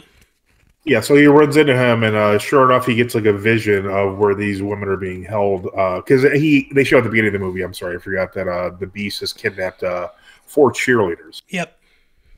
So he gets a vision that he's in some kind of red brick building. So they're able to piece out exactly he's in this old brick factory. Which that's very specific and very lucky, but it is what it is. Mm-hmm. So they show up there, and then when they get into this big fight outside, Sarah Paulson and the police, because how often psychiatrists travel around with the police. Yeah, this threw me off, and when this happened, and they have the lights too there. She's there with the police and the lights, and I thought to myself, I was like, this is dumb. Why would they be bringing? Because they set up earlier that the police have been looking for him for a long time. And, his son is worried about him going out because, he thinks that the police are, they're kind of zeroing in on him and everything. And I'm Yeah, thinking, because they do mention that they're getting more and more precise as they, better video, and they kind of are stringing together exactly what vigilante acts belong to him, which I would assume would be all, because I thought there's 2 vigilantes going. right. But yeah, so I thought that was dumb, but it does make sense by the end of the film. Like, and that was one of the things that I was like, okay, I get what you were doing. See, even before the end of the movie, I kind of realized, I'm like, oh wait, because if you think of Unbreakable as a comic book, it's the perfect comic book movie. Mm-hmm. Like there's no comic book movie that's better than Unbreakable, in my opinion. I agree. And then, but however, Glass, if you think of the whole thing as a comic book, that's perfect comic book fodder. I mean, a psychiatrist traveling around with the police and a set of lights, sure, it's a comic book. Why not? That's fine. That's plausible. Right. So the psychiatrist took them to the it's not the state hospital for the ugly or anything like that. It's right. like it's a mental type hospital. And what happens when they get there is a mystery to me, because I had to go to the restroom at this point. And so I went to the restroom at the AMC 30 theater, and then I went to go get some pretzels. And for some reason, it took like 5 minutes to get pretzels. I have no idea why. It was like a bunch of like high schoolers talking to each other. Oh, that's awful. So I'm calling you out, AMC 30. Yeah, I think the Beast should go get those high schoolers. Yeah, he probably would. But then when I went back, they were at the mental hospital. Okay, so yeah, what happens is they take she takes them to the they trap them, and she takes them to the mental hospital, and then basically they get put into their cells, and she explains to them that she's got the lights set up for him that kind of neutralize him, because he can't turn into a violent personality, because anytime he does, the lights will come on and he'll revert to some other more docile personality. And they've rigged up how they can figure that out with the lights, I don't know, but right. Whatever. It's a comic book movie. And they rigged up Dunn's cell to be hooked up to a water tank outside, so that if he tried to escape, the water would come down and would weaken him. So that's basically all you missed, I think. Yeah, which is kind of funny, because later in the movie, the doctor's like, oh, like you were mentioning earlier, oh, you're not actually, you don't have a vulnerability to water. Right. It's just, like all in your head. But still, she rigs it up with water, just in case. Yes. But the whole time, so when we see Mr. Glass, we barely see him for the most part of the movie, because he seems to be in a catatonic state, which, as anyone who's seen the movie or anyone suspected the entire time, was entirely, an invention of Mr. Glass's. Yep. So he's in this catatonic state, and the psychiatrist is obviously wise to him. She knows he's just putting this up. And so she's explaining how they have all these cameras set about, because they've noticed some weird going-ons. Like one time his door was open and he's supposedly in a catatonic state, and they kind of suspect he's up to something, but can't quite. Yeah, so they put 100 cameras around. Yeah, so later we see, surprise, he's not only up the whole time, but he's precisely timed exactly when the shift change occurs, and he knows that the shift change person is a talker, so he knows we'll have this much time down to the second to talk to who he needs to, and that's. Yeah. Oh, speaking of things you might have missed, I think one thing that you might have missed is they show Anya, what's her name? Anya something Taylor. I can't think of her middle name, but I don't know. I know who you're talking about, though. Yeah, the girl from Split. They show her in her school, and she gets called in by the principal, and the principal says, "I wanted to tell you that the guy that kidnapped you has been captured. He's off the streets now." And I did miss that. You did miss that?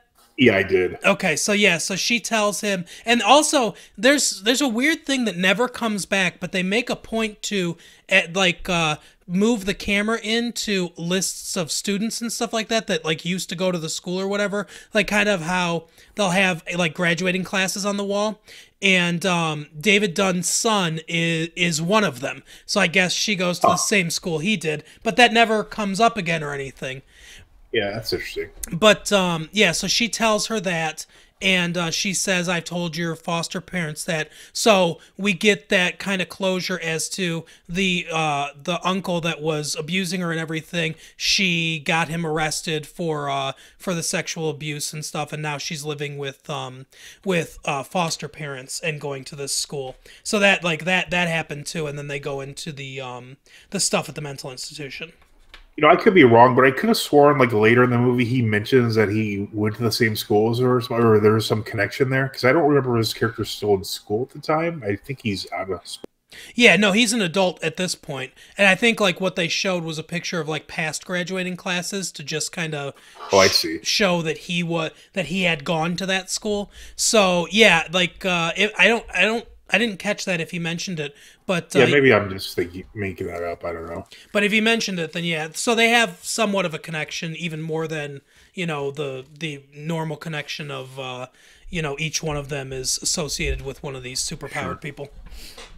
And that was another part that was weird when she's so desperate to visit the Beast or the Horde or Kevin or whoever. Mm-hmm. Like she knows from this very intense yet short experience that, she can bring the good out in him. That's kind of weird. But again, comic book wise, it's perfectly makes sense.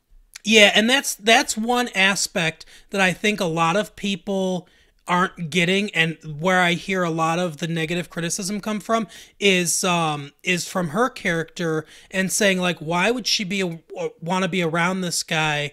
Like I've heard people refer to it as like maybe like some kind of Stockholm syndrome or something like that, where she feels this strong connection to this character, and they don't like the way that it's handled, sort of. I get you. Yeah, the real practical reason, obviously, is that they wanted her to be in this movie because people liked her in Split, and they want to see what happens with the character. Right, but like you pointed out, I think it's a perfectly logical thing to happen in a comic book movie, and I think it's people that don't like fully understand comics is, in a comic book, if two characters go through a similar trauma together, and she kind of looks at Kevin as a victim of this too, yeah, sure, they did have some kind of odd connection there. Yeah, and they were both abused, like he was abused by his mom and she was abused by her uncle and stuff like that. And I think it makes perfect sense in a comic book movie that those two characters would gravitate towards each other. Oh yeah, for sure. So then one of the bigger scenes is when they have a again, this is the most the whole movie. I'm thinking like, what about the HIPAA laws? I mean, the patient confidentiality in this hospital is like the worst I've ever seen. Yeah. Yep. And because they have and again, this is another thing that makes no sense because it's a mental type institution. They have an ultimatum like, oh, if you're not cured by this time, then you're going to be in big trouble. It's like, what are you talking? Yeah, she says she has 3 days to cure them. And if she can't cure them in 3 days, then I think they have to go through this surgery that she wants to do to... Yeah, it seems like a lobotomy type thing where they drill... Because, I mean, she mentions the damage to the brain, and it seems to be heading towards...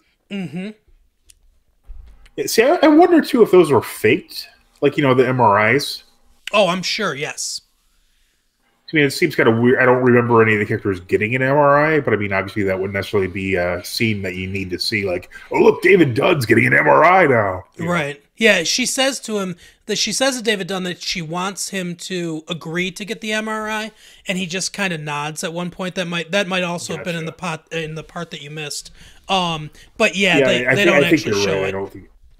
Yeah, no, what's kind of weird is if they really were just going to do this weird surgery, they should have just done it during the MRI. Then they wouldn't even have to bother with this whole therapeutic angle. Yeah, exactly. I mean, if it does in fact neutralize their abilities. That's one of the things that I kind of don't like about when we get to the twist, which we'll get to. That's kind of one of the things I like. It does. Some of this doesn't hold up logically to me as to how they would actually behave or do this. But yeah, that's one of those things too. Yeah, that's another. But to me, if something makes sense within the context of it, the universe they've presented to you, this is obviously a comic book movie. It's a comic book type scenario, that sort of stuff. I mean, it's perfectly geared towards a comic book. So even myself, who has a lot of trouble suspending disbelief, even over the most minor, nuanced things that make no sense. Mm-hmm. To me, I'm like, okay, that's the world they've given me. It's a comic book world that makes sense in that context. Okay. And then later we even see it even makes more sense when we realize that, I mean, I don't know, we're not at the twist just yet. Right. But we see what actually is happening with the doctor. It's like, okay, yeah, I could perfectly see them, giving these weird ultimatums and trying to do something quick. Yeah, the ultimatum makes sense, but like, I don't know, just the way they went about it doesn't make, but we'll get to it when we get to spoilers. But yeah, I'm trying to think what the next thing that happens is. So they have this therapy session. Yes. And then, but before the therapy session, Mr. Glass reveals to one of the personalities, the female one, I don't remember, but he reveals to her that he's planning to escape tomorrow, and that he's, been able to figure out a way to escape at this exact time. He switched out his medication. Mm-hmm. Does he reveal the thing about the machine then? I think maybe that's later, but yeah, that's later. Yeah, so like he says, be ready. I need to see the beast, though, and he's able to coax the beast out. And sure enough, the beast doesn't attack Mr. Glass because I don't know if it's because he's been so damaged. That's what Mr. Glass seems to think, and he perfectly figured out ahead of time too because he's a super genius. Yep. And one thing about that scene where the three of them together. First of all, I love that scene where the three of them are all together and they're talking to Sarah Paulson's character. That's where she tries to convince them that. They're not really superheroes and everything. And yeah, she's also like the Goldilocks of Samuel L. Jackson in this movie. I know she's been in a lot of stuff. I've never seen her in it before, but she's very good. Yes, she is a very good actress. I like. She's been in American Horror Story. She was in Bird Box for a minute. That's another thing I don't like about that movie is how they waste her character, but or waste her as an actress. But yeah, she is very good. And one of the scenes when they talk about the trauma stuff, obviously we see David Dunn almost drowning, and we see Mr. Glass on that like. Mr. Toad's Wild Ride. Yeah, the Toad's World thing. Oh my god. That scene is so good. It's filmed so well. The colors and the music and everything. I think that's a deleted scene from Unbreakable. that is a fantastically shot scene. I love that scene. But that's a great, and that makes a lot of sense if it's a deleted scene from Unbreakable too, because it does have a little more of the, of Shyamalan's kind of like earlier aesthetic going on, but that is a fabulous scene. And then, we move on to Glass, talking to Kevin / all his personalities and getting the beast to come out, and basically tell him, that, this is what's going to happen. We're going to work together kind of thing. Yeah, so the next night, the same guy who takes forever to change shifts and all that, he comes in and he's talking to Mr. Glass, and he's like talking about his pictures. He's like, "Oh, what happened here?" And then, sure enough, Mr. Glass has a piece of glass in his hands, and he cuts his throat. Yeah, he goes, "It took me forever to find the right piece." Yeah, that's a great line too.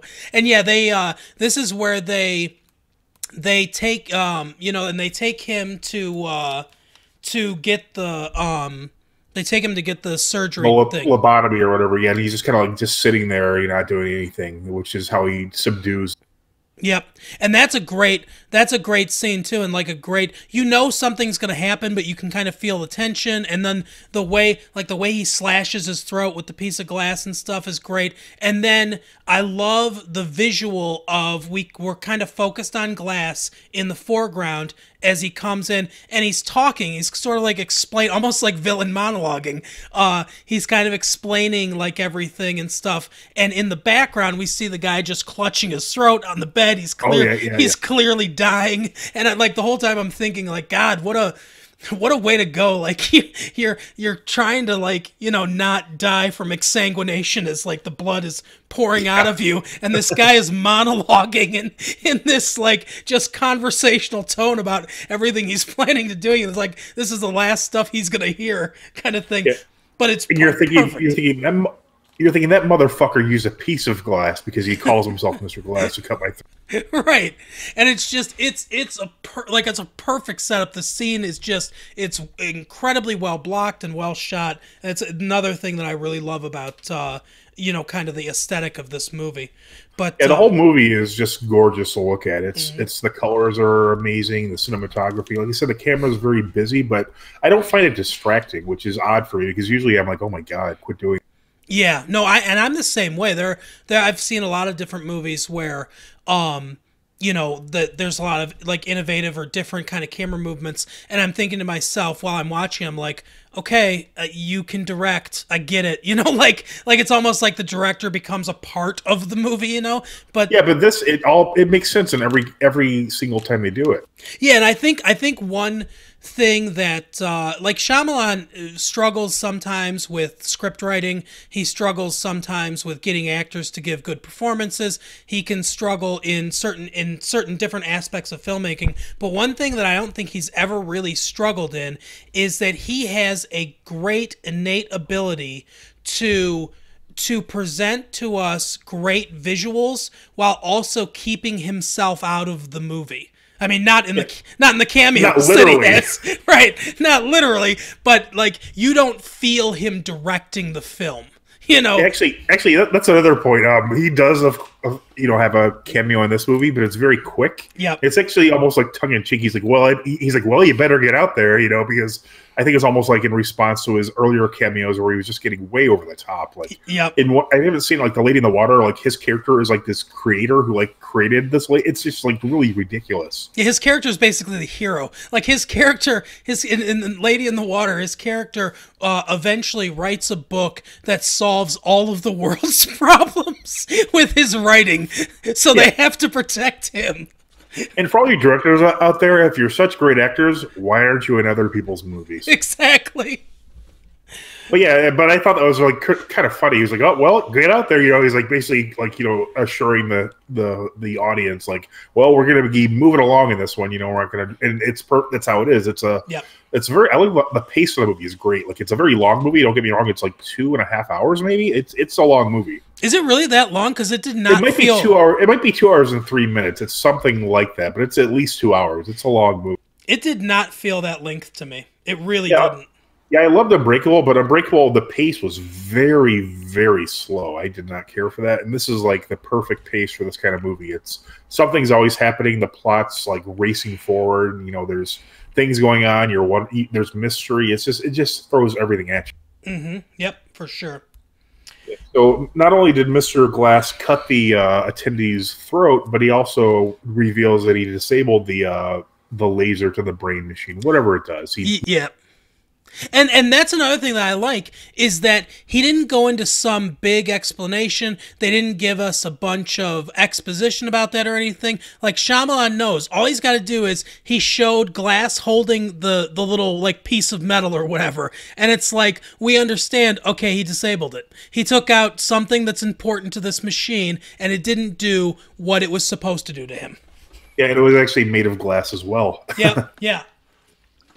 I think they did show like a quick cut of him doing that. But what's funny too is the night before when he was talking to James McAvoy's character, he's like, "Well, I have a few minutes." People suspect that he means to go back to his cell, but he actually means a few minutes to get to the next part of his plan.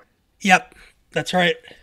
Because it does appear that it happened in order. That after that he went and got the part. At least that's what it looks like, or maybe he did it before. I don't know. Yeah, and like, are we at the point now where we see him at the computer and everything, and what was interesting is it did show him like after that, like after he knocks out the guard or cuts his throat. I don't know if he actually dies, oddly enough. I think they show him like later in the movie towards the last maybe 15 or 20 minutes of the film. I think they show Sarah Paulson see him on a monitor, and it's like the next day, and he's still there with his hand like on his throat, but he's clearly dead. Yeah, gotcha. Yeah, that's right. Well, I forgot it was that length of time, which didn't make a lot of sense, but what. Mm-hmm. But yeah, so he's like doing something on the computer. We don't know what, and then so they escape in like the most ridiculous costume. Yeah. I think like James Beck just puts like something over his head, like it's like a babushka or something like that. Right. And so like what's good? What I like about that though is like they're immediately found out. Like there's no subtlety. No one's like falls for it even for a second. Mm-hmm. Like when he's being wheeled out, like they go through the basement for some reason, which is and then what's odd is McAvoy's character seems to be able to control the beast better in this movie because he kind of can like pull it out when he needs to, and they kind of shove it back. Yeah, and I kind of like that from the comic book aspect of it too, because it sort of shows that he's progressing in his powers basically. Yeah, he's learning how to use them, which is it's an interesting power. It's like obviously like a minor version of the Hulk or something like that. Or Right. so they go through the basement, and the two nurses who walk by are like, okay, this. Or I don't know if they're nurses, but they're like, okay, this is fucked up. That's clearly not a 10. Yeah. Real quick too. Before they escape, they go to he goes to David Dunn. Glass goes to David Dunn and basically tells him, "Look, this building is opening. They're a big opening of the Oh yeah, that's a big part I missed. yeah, like this is the opening of the tallest building in Pittsburgh or in Philadelphia, and we're going there. He's gonna mess up the opening and kill a bunch of people. I'm gonna blow up their building with the chemicals because there's two chemical companies on these floors, and I'm gonna blow up this building. And you better come and stop us." And he's like, David Dunn's still like kind of like. I don't know if we're really superpowered or anything. He's basically egging him on. He's like, yeah, it's kind of interesting. He is kind of like really like at this point because she's also gotten to their loved ones, which also kind of explains why the girl from the Split movie and also David Dunn's son are brought to the facility to try and like, hey, you're helping or egging on this person's delusion. Mm-hmm. Yeah. And yeah, that happens too. That's right. But so he says it. He's like, he goes, "I disabled the water thing that goes to your thing. So all you got to do is get through this door. If you're not superpowered, you won't be able to do it. But if you are, then you can get through this door, and you better come stop us." Yeah, which is great, of course, because mastermind again. Yeah. So then they go through the tunnel thing, and David Dunn obviously like pounds into the door, and you can see it denting in with his him hitting it, and obviously he does get out. Well, yeah, actually, just a quick note. If I just remember, he didn't actually go to his cell. He was talking through the camera microphone. That's right. Yeah, that's right. Yeah, which is important because I'm sure he would have just crushed Glass with no issue whatsoever. Right. Yeah, so like David Dunn's, moving out as well, and then like they're escaping through and some security people show up right away. Good for them. You want that at a mental hospital, right? And so the Beast or James McAvoy, whoever he is at the time, he tells Glass to move up a little bit, and then when he does, he just like just destroys the security people. Like it's nothing for him. Another really well filmed scene too, because again we're following Glass. The camera's following Glass as he's rolling up the little like underground tunnel area from the basement, and behind him we just see the Beast just fucking laying waste to these guys. Yeah, he's just like throwing him around like nothing. It's a lot of fun. Mm-hmm. And so Glass escapes the facility finally. Yep. With the Beast and then David Dunn, makes his way out at almost the exact same time. Good timing on their part. And then a police or security car pulls right up. Yep. And it's just a lot of Mr. Glass sitting there watching as the Beast just fucks people up. Yeah, and then David Dunn starts to fight with the Beast. At one point, he locks some of the police in this like cargo thing or something, and takes a steel bar. Yeah, and he takes a steel bar and bends it so that they can't get out, basically telling them he's protecting them. See, I felt that was unnecessary. I don't think he needed to bend the bar if he just put it through. He was just wasting valuable time there, in my opinion. Yeah, I agree. I mean, if you just, maybe you could knock it. It was like a 10-foot bar. Yeah, seriously. I will say that, obviously we're in spoiler territory. They don't make it to the building that Mr. Glass says they're going to make it to. They don't make it off the mental hospital grounds. No, yeah, this whole thing happens in the parking lot of the mental hospital. I kind of suspect that the budget at that point was like, maybe we don't need to see the building that much. That's exactly what I was going to say. I sort of called that when he was talking about that, because I thought about that, because he says, the cameras are going to catch them and everyone will see that superheroes really do exist. And I thought to myself, I don't think they're going to do that because I don't think they have the money to film that kind of a scene. Right. But actually, that's actually kind of not a bad thing because it's really more realistic that, the security is so high that they actually catch them before they try to. Absolutely. I like the direction that the film went in, for sure. It's another situation where the budget limitations actually lead to a better story. Yeah, and another important part was that all three of their significant others were on the ground, so they were able to see them, and Yep.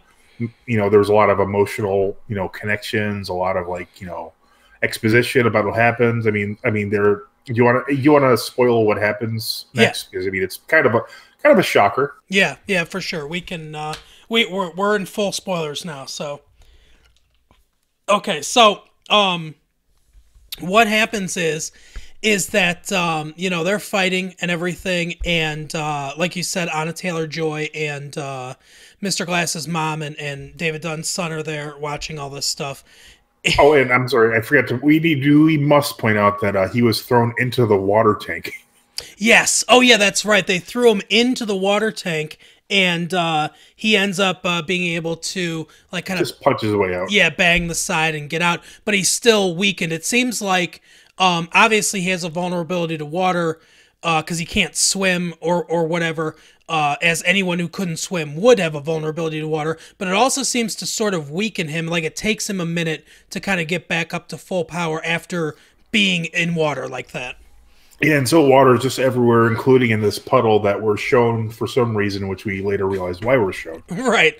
So Sarah Paulson had seen what was going on the monitors and everything, and she had called the code and stuff. With this, all the security came and everything, and she comes out there as well, and we see. So we're kind of shown all three different characters and where they are and everything. And so David Dunn's son first, because they're fighting and David Dunn is weakened and it looks like the Beast is actually going to get the advantage on him. So David Dunn's son comes up and he says that earlier in the movie it's explained that David Dunn, or that the Beast, Kevin Wendell Crumb, his father left, and he never came back or whatever, and that that is what left him with his mother, who was abusive to him. And so we'd seen in some other scenes that David Dunn's son was doing some kind of research behind the scenes and looking different stuff up, and he looked up Kevin's father and everything. So he tells him, he says, there's something that Glass isn't telling you, something you need to hear, that that train that your dad was on, your dad was going to a child psychologist or whatever to try to, or something, to try to figure out, how to help. No, his mother was already abusive to him, and so he's trying to figure out a way to get some therapy for her. Right, exactly. And so he went on a train to do this, and it was the same train that David Dunn was on at the beginning of Unbreakable, and he died, because they all died except for David Dunn, in this train accident. So the Glass killed Kevin's dad. And therefore created Kevin as well as David Dunn. Yeah, in his own mind. Exactly. And that's what Glass kind of says as the Beast, is coming up to him.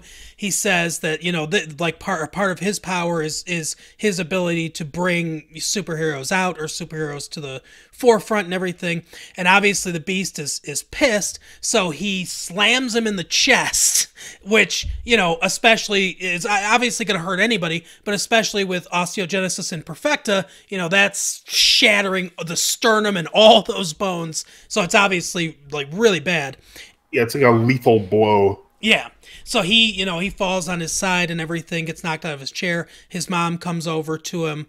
A lot of people have pointed out that his mom is the actress who plays his mom is actually younger than Samuel L. Jackson. Yeah, she's great in this and Unbreakable. I love her character. And that's why I don't have a problem with that. People were pointing that out, and I'm like, so what? I'm like, she was in Unbreakable in the flashback scenes when he was a kid. So she had to be younger than Samuel L. Jackson to believably play the mom to this young boy. So They brought her back, and they put her in old age makeup that wasn't the best old age makeup I've ever seen, but I didn't have a problem with her being younger. But No, and it's nice to see her again. I mean, she's yeah, a pivotal, character in the first, and Unbreakable. I say the first one. yeah, Really, this kind of is like I don't know if it was intended. I always heard that there was going to be an Unbreakable. They want to do a trilogy. yep. And supposedly the Beast was the initial drafts of Unbreakable. I don't know if this. I can't imagine this was all perfectly intended to be a trilogy, but it works really well as a trilogy. Yeah, it really does. But yeah, so she's there with him, and then so David Dunn is trying to get up, and Anna Taylor-Joy's character goes and talks to, she says the Kevin Wendell Crumb name a bunch of times because we learned in Split, if you say his name, you can bring him to the forefront, and obviously his other personalities and the Beast have gotten more powerful, so they're fighting against it, but she finally does bring him to Kevin out, and she starts talking to him and everything, and we see Sarah Paulson give the order to shoot, and the sniper is there, and you can kind of see he's got this like clover tattoo on his wrist, and he shoots him, and Kevin the Beast, and he says she was able to turn him, we got the shot off, and so he's been shot in the chest, and he's dying as well. And then we see David Dunn, and David Dunn's there kind of still like not powered, weakened and everything. And another one of the guys comes over who also has this tattoo and starts shoving his head into this puddle, trying to drown him, just kind of like almost like up and down, like instead of just holding it down the whole time, he's like, like keeps going back and forth with it. And Sarah Paulson comes over and she says, take my hand and everything. And obviously she knows that that he can see stuff, so he takes her hand. Which is a great callback to Unbreakable, because that's how you unravel the whole plot of that movie.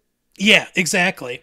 And she also has one of these tattoos on her wrist, and he sees her in this restaurant talking to these these people. It's some sort of like secret society type thing, and she says to him, did I at least almost have you convinced, and stuff, that you weren't really super powered? And then they they keep dunking his head in, and eventually they do drown and kill him.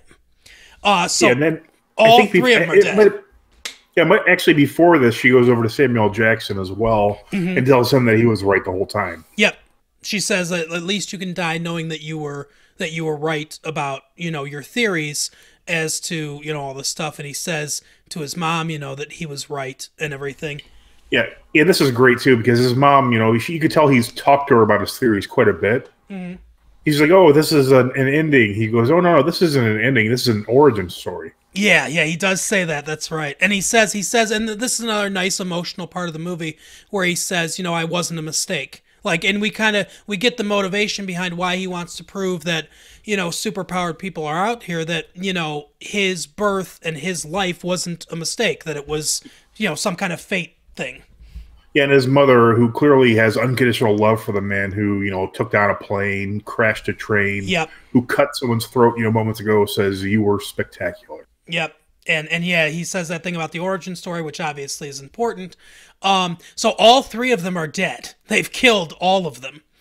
And so then Sarah Paulson goes to this restaurant where this secret society meets, and I guess they just kind of pretend that everything's cool while they still function as a restaurant for some reason. Yeah, there's some interesting stuff there. Like, she says, like, okay, well, we've shown that when one pops up, more seem to show up as well. So she's moving on to another city to, kill some more people.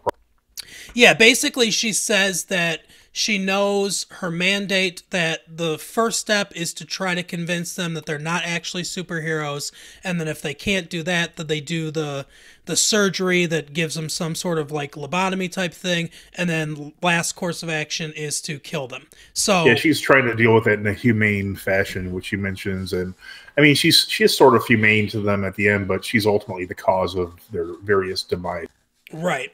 So then she goes to a comic book store, and she's just kind of going around there, and it's that part feels a little Men in Black to me, I guess, like kind of how they go to the tab. World news thing. Yeah, like they go to the tabloids and stuff to get the actual news. I feel like she's going to the comic book store because she's like, these comic books are a window into how this stuff works. That Samuel L. Jackson's point of view was that comic books were sort of like an underground explanation or whatever of like modern mythology, essentially. Yeah, and that. And actually, it's important to note that both his son's name is not Cole. That's from The Sixth Sense, but his son and the girl from Split also at different points show up at the same comic store. Yep. Looking for more information about what's. Yep, exactly. So she's looking through comics there, and then there are two guys that are talking about comic books in the background. And they mention that, this is what's so great about this supervillain because, he's like a mastermind and, you always think that you know his plan, but you don't really know his plan. Like he's got something in mind this whole time. And she kind of realizes that, doesn't she look up and see a camera? Yeah.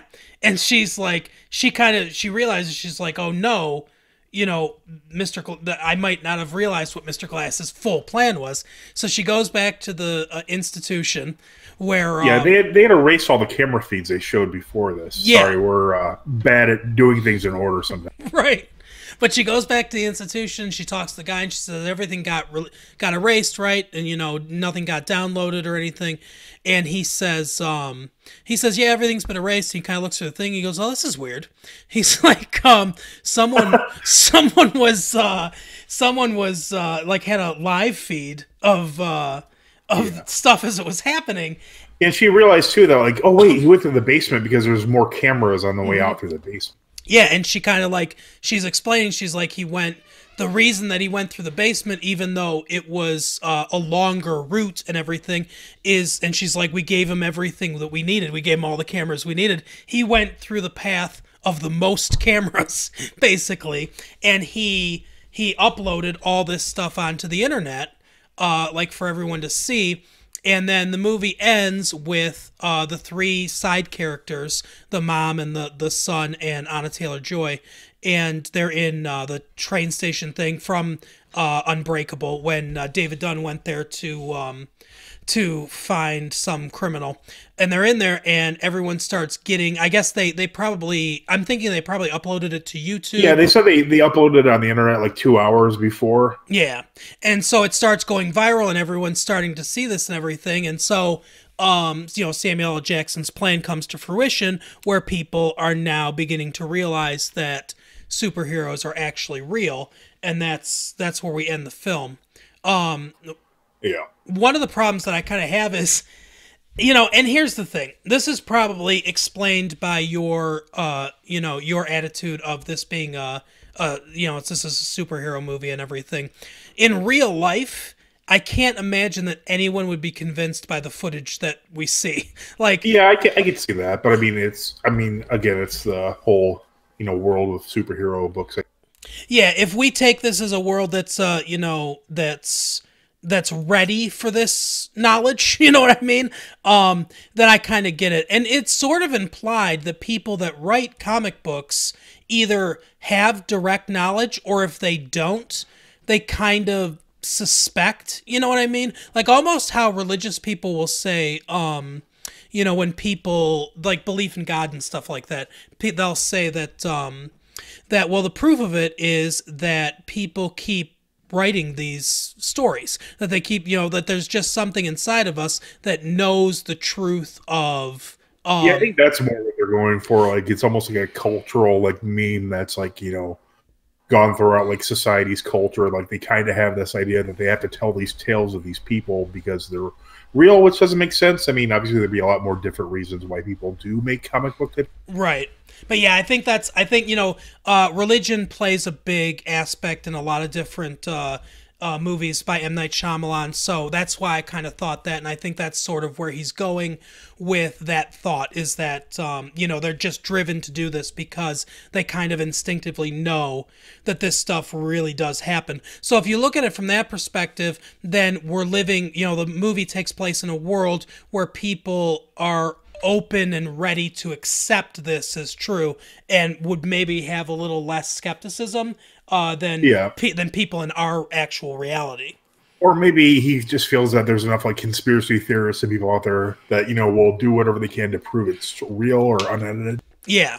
And like she said, she was going to a different city. So these three are obviously not the only ones. And if we take the origin story, idea, then we're talking about the origin of like an entire universe of a bunch of different superheroes in this M. Night Shyamalan world, that maybe more of them will come out, more of them will be, maybe this video and stuff will spur other people who are kind of, underground, don't tell anybody about it, superheroes to, make themselves public, say, I do have these abilities and stuff. Because, that was a big thing in Unbreakable, too, and they do show that. They do show scenes of that.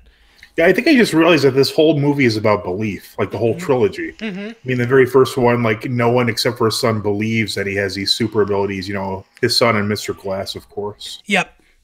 And sure enough, they convince him to believe it himself as well. And then, oh, wait, I guess I'm right. They're right. I am, the supernatural, superpowered character. Yeah. Like Glass's, in Unbreakable, Glass's mission was to convince David Dunn that one person that he actually was superpowered, and then his mission in this movie is to convince everyone else. And even in the second one, most of the characters, until even the audience for the most part, believe that this is just like some insane, serial murder type person. Yep. Yeah, But then, he causes the other people to believe that, oh, wait, I actually am the Beast. It's a real thing. I actually can, walk on walls and bend bars. Yep. Yeah, and totally. I agree. I think the whole trilogy is kind of about belief and faith and stuff like that. But despite the few problems that I had with it, and the other, like I said, the other kind of like problem that I had with it is, and this is another thing that kind of can be explained by the superhero or by being in the comic book thing. Why wouldn't they just do the lobotomy surgery like immediately? But I get your point about her trying to do it humanely. She thinks the most humane thing to do is just to convince them that they're wrong and have them lead normal lives, never using their superpowers. And if she can't do that, the next most humane thing to do is surgery. And if that doesn't work, then the least humane thing to do in the last resort is killing them. Oddly enough, the first thing might be the least humane of the three options. Yeah, exactly. But yeah, so I kind of, talking to you, I've kind of, a lot of my things that I sort of question about this movie, I think, have kind of disappeared. So I did really enjoy the movie a lot. I think it was a little overstuffed in the last 15 or 20 minutes or so of the movie. Yeah, it's a movie that does seem a little longer than it should be, but I'm not too upset by it because it's not. I don't think there's anything that's really wasted that's on camera or on. Yeah, I agree. But I would definitely recommend this movie to people. I think it's really. I still think Unbreakable is probably better. I would say that. The only thing I don't like about Unbreakable is the ending. The text ending where it's just like, this is what happened to David Dunn. This is what happened to Mr. Glass. I thought that was, again, comic wise, it was perfect, I thought. Yeah. But yeah, like I would say it's probably not as good as Unbreakable. I think I liked it better than Split though. Yeah, I would say that. I don't think Split grew on me more so, whereas Unbreakable I immediately liked it. Yeah. I mean, I kind of want to, when this comes out on, whatever it comes out on, I kind of like to watch all three of them. I don't think I could watch all three in a row, but maybe 3 separate nights. That wouldn't be bad at all. Yeah, I do too. I want to watch them in order as well. Yeah, I really did enjoy this movie a lot. There's a lot to like about it. Like I said, aesthetically, I think Shyamalan does a really good job. It's doing well financially, which I think is good as well. That's good. This is almost like Jay and Silent Bob Strike Back, where it's a really great movie, especially if you've seen the ones before it. Because I mean, just going into it, not seeing either of the two prequels, I guess, to it, right? It wouldn't be nearly as rewarding or satisfying as if you had been a fan of the first two, and then like, oh wow, it has every reason to be a bad movie because like they're taking this 20-year-old character and this one from last year that was a surprise hit and just making a new movie, but it works very well. It really does. It weaves, like I said, I like how the themes of this movie retroactively affect the themes of Unbreakable and the themes of Split. And I think it takes what's good about those two movies and it elevates it. It uses it really well in this movie. Yeah, it almost like distills the first two movies into this one. Yeah, and it like Unbreakable, like I said, it's probably my favorite M. Night Shyamalan movie and is a really great film. And I think this sequel improves like the themes and everything or reinforces at least the themes of the first movie and makes it even more satisfying to watch it. And I don't think you can ask for more from a sequel. No, and we mentioned this briefly before, but I don't know how long he's on screen, but Samuel Jackson is just amazing in this movie. Yeah, it's called Glass. It's technically he should be the star of it. In a lot of ways, he is, even though he's not on screen. More than the other characters, I wouldn't say. But he's phenomenal in this movie. Like I don't care about the Academy Awards and that sort of thing, but I mean, if anyone deserves an award for this movie or an award for acting, he's just amazing in this. Yeah, he is absolutely great, and his character motivation and his character actions, even though a lot of them are behind the scenes and we don't necessarily see him, they motivate the entire film. So it's definitely appropriately titled Glass because his character is the driving force of pretty much all three movies, honestly, even though he's not even in Split. Yeah, he's like the hidden, puppet master behind Split, unbeknownst to even him at the time. Yeah. So because I think he only recently of course it's a movie, but he only recently in this movie discovers that Crumb's father was on the train. Well, I didn't remember this, but I heard people say that in Split they do say that his father died in a train accident, and so people theorize that it was the same train, and this movie obviously cements that. Yeah, like you said, I don't know if this was a planned out trilogy. I'm gonna guess that it wasn't a planned out trilogy, not in any kind of like real detail. But he's definitely he either left some clues or some things kind of hanging in the other two movies where he could take it in different directions, or he just really used what he had very well. Like he looked at he looked at Unbreakable and said, kind of where I can go from there. And I definitely think in Split he was much farther along in the plan to make another one after Split. I think. For sure. I heard initially, like when Unbreakable came out, like I always heard rumors that it was a part of a trilogy, but it was just so like commercially unsuccessful that they're like, okay, we're not even going to bother doing a sequel, which is really a shame. I mean, obviously you have to tie commercialism to art in some way, but some of the best things like just don't do well commercially. And so like, okay, we're done. Like one of my favorite albums is Pinkerton by Weezer. Yeah. It was an amazing album, but then like it wasn't as successful commercially as the first album, although it's artistically it's amazing. So after that, it seems like they're just like, we'll just do commercially viable stuff from now on. Yeah, I agree. And I agree with your opinion on Pinkerton, and I agree that, that it's a shame that they don't, that plays such a big role in this stuff. But I mean, it's understandable, but in in the same sense, it's a shame because that's how you end up with a cover of Africa by Toto. Yeah, exactly. But yeah, go out and see Glass, and that is our show for this week. Again, everybody, thank you for listening. If you like the show, the best thing that you can do for us is to tell a friend. Like I said last week, force it into conversation if you have to. But yeah, tell some girl catches you smelling her hair. Say, hey, I heard about this podcast. Yeah, that's how you can play it off. Yeah, tell a friend, tell two friends to listen to Massive Late Fee. We definitely appreciate it. Other stuff you can do for us, go to Bandcamp and listen to our audio commentaries. We've got a few up there. We're going to be doing one. I think we'll probably do one coming up this week, Mike, if that's cool with you. Yeah, if we could find a movie. Feel free to send in suggestions.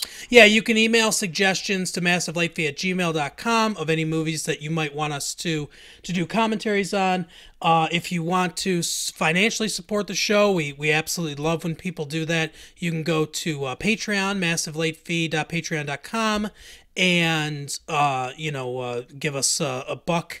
Even just $1 really helps out, helps us continue the show. Go to Collector Mount, use code MassiveLateFee25, and that helps us out. Supporting the advertisers obviously helps us out. And you can find us on Twitter at MassiveLateFee. You can find Mike at Mike_LateFee. Is that right? I think so, but I also think I forgot the password for that one, so we'll see on that. And then you can find us on Facebook, Massive Late Fee on Facebook. Thanks everyone. Thanks Jason for the theme song. Thank you to our Patreons. Thank our advertiser Collector Mount, and thank you listeners. We will see you next week. Next week we've got the guys, or the couple from the Skeptical Skeptics podcast coming on. We'll be talking about conspiracy movies, so that's going to be a good one. Definitely tune in for that. See you all next week. Bye. See you later.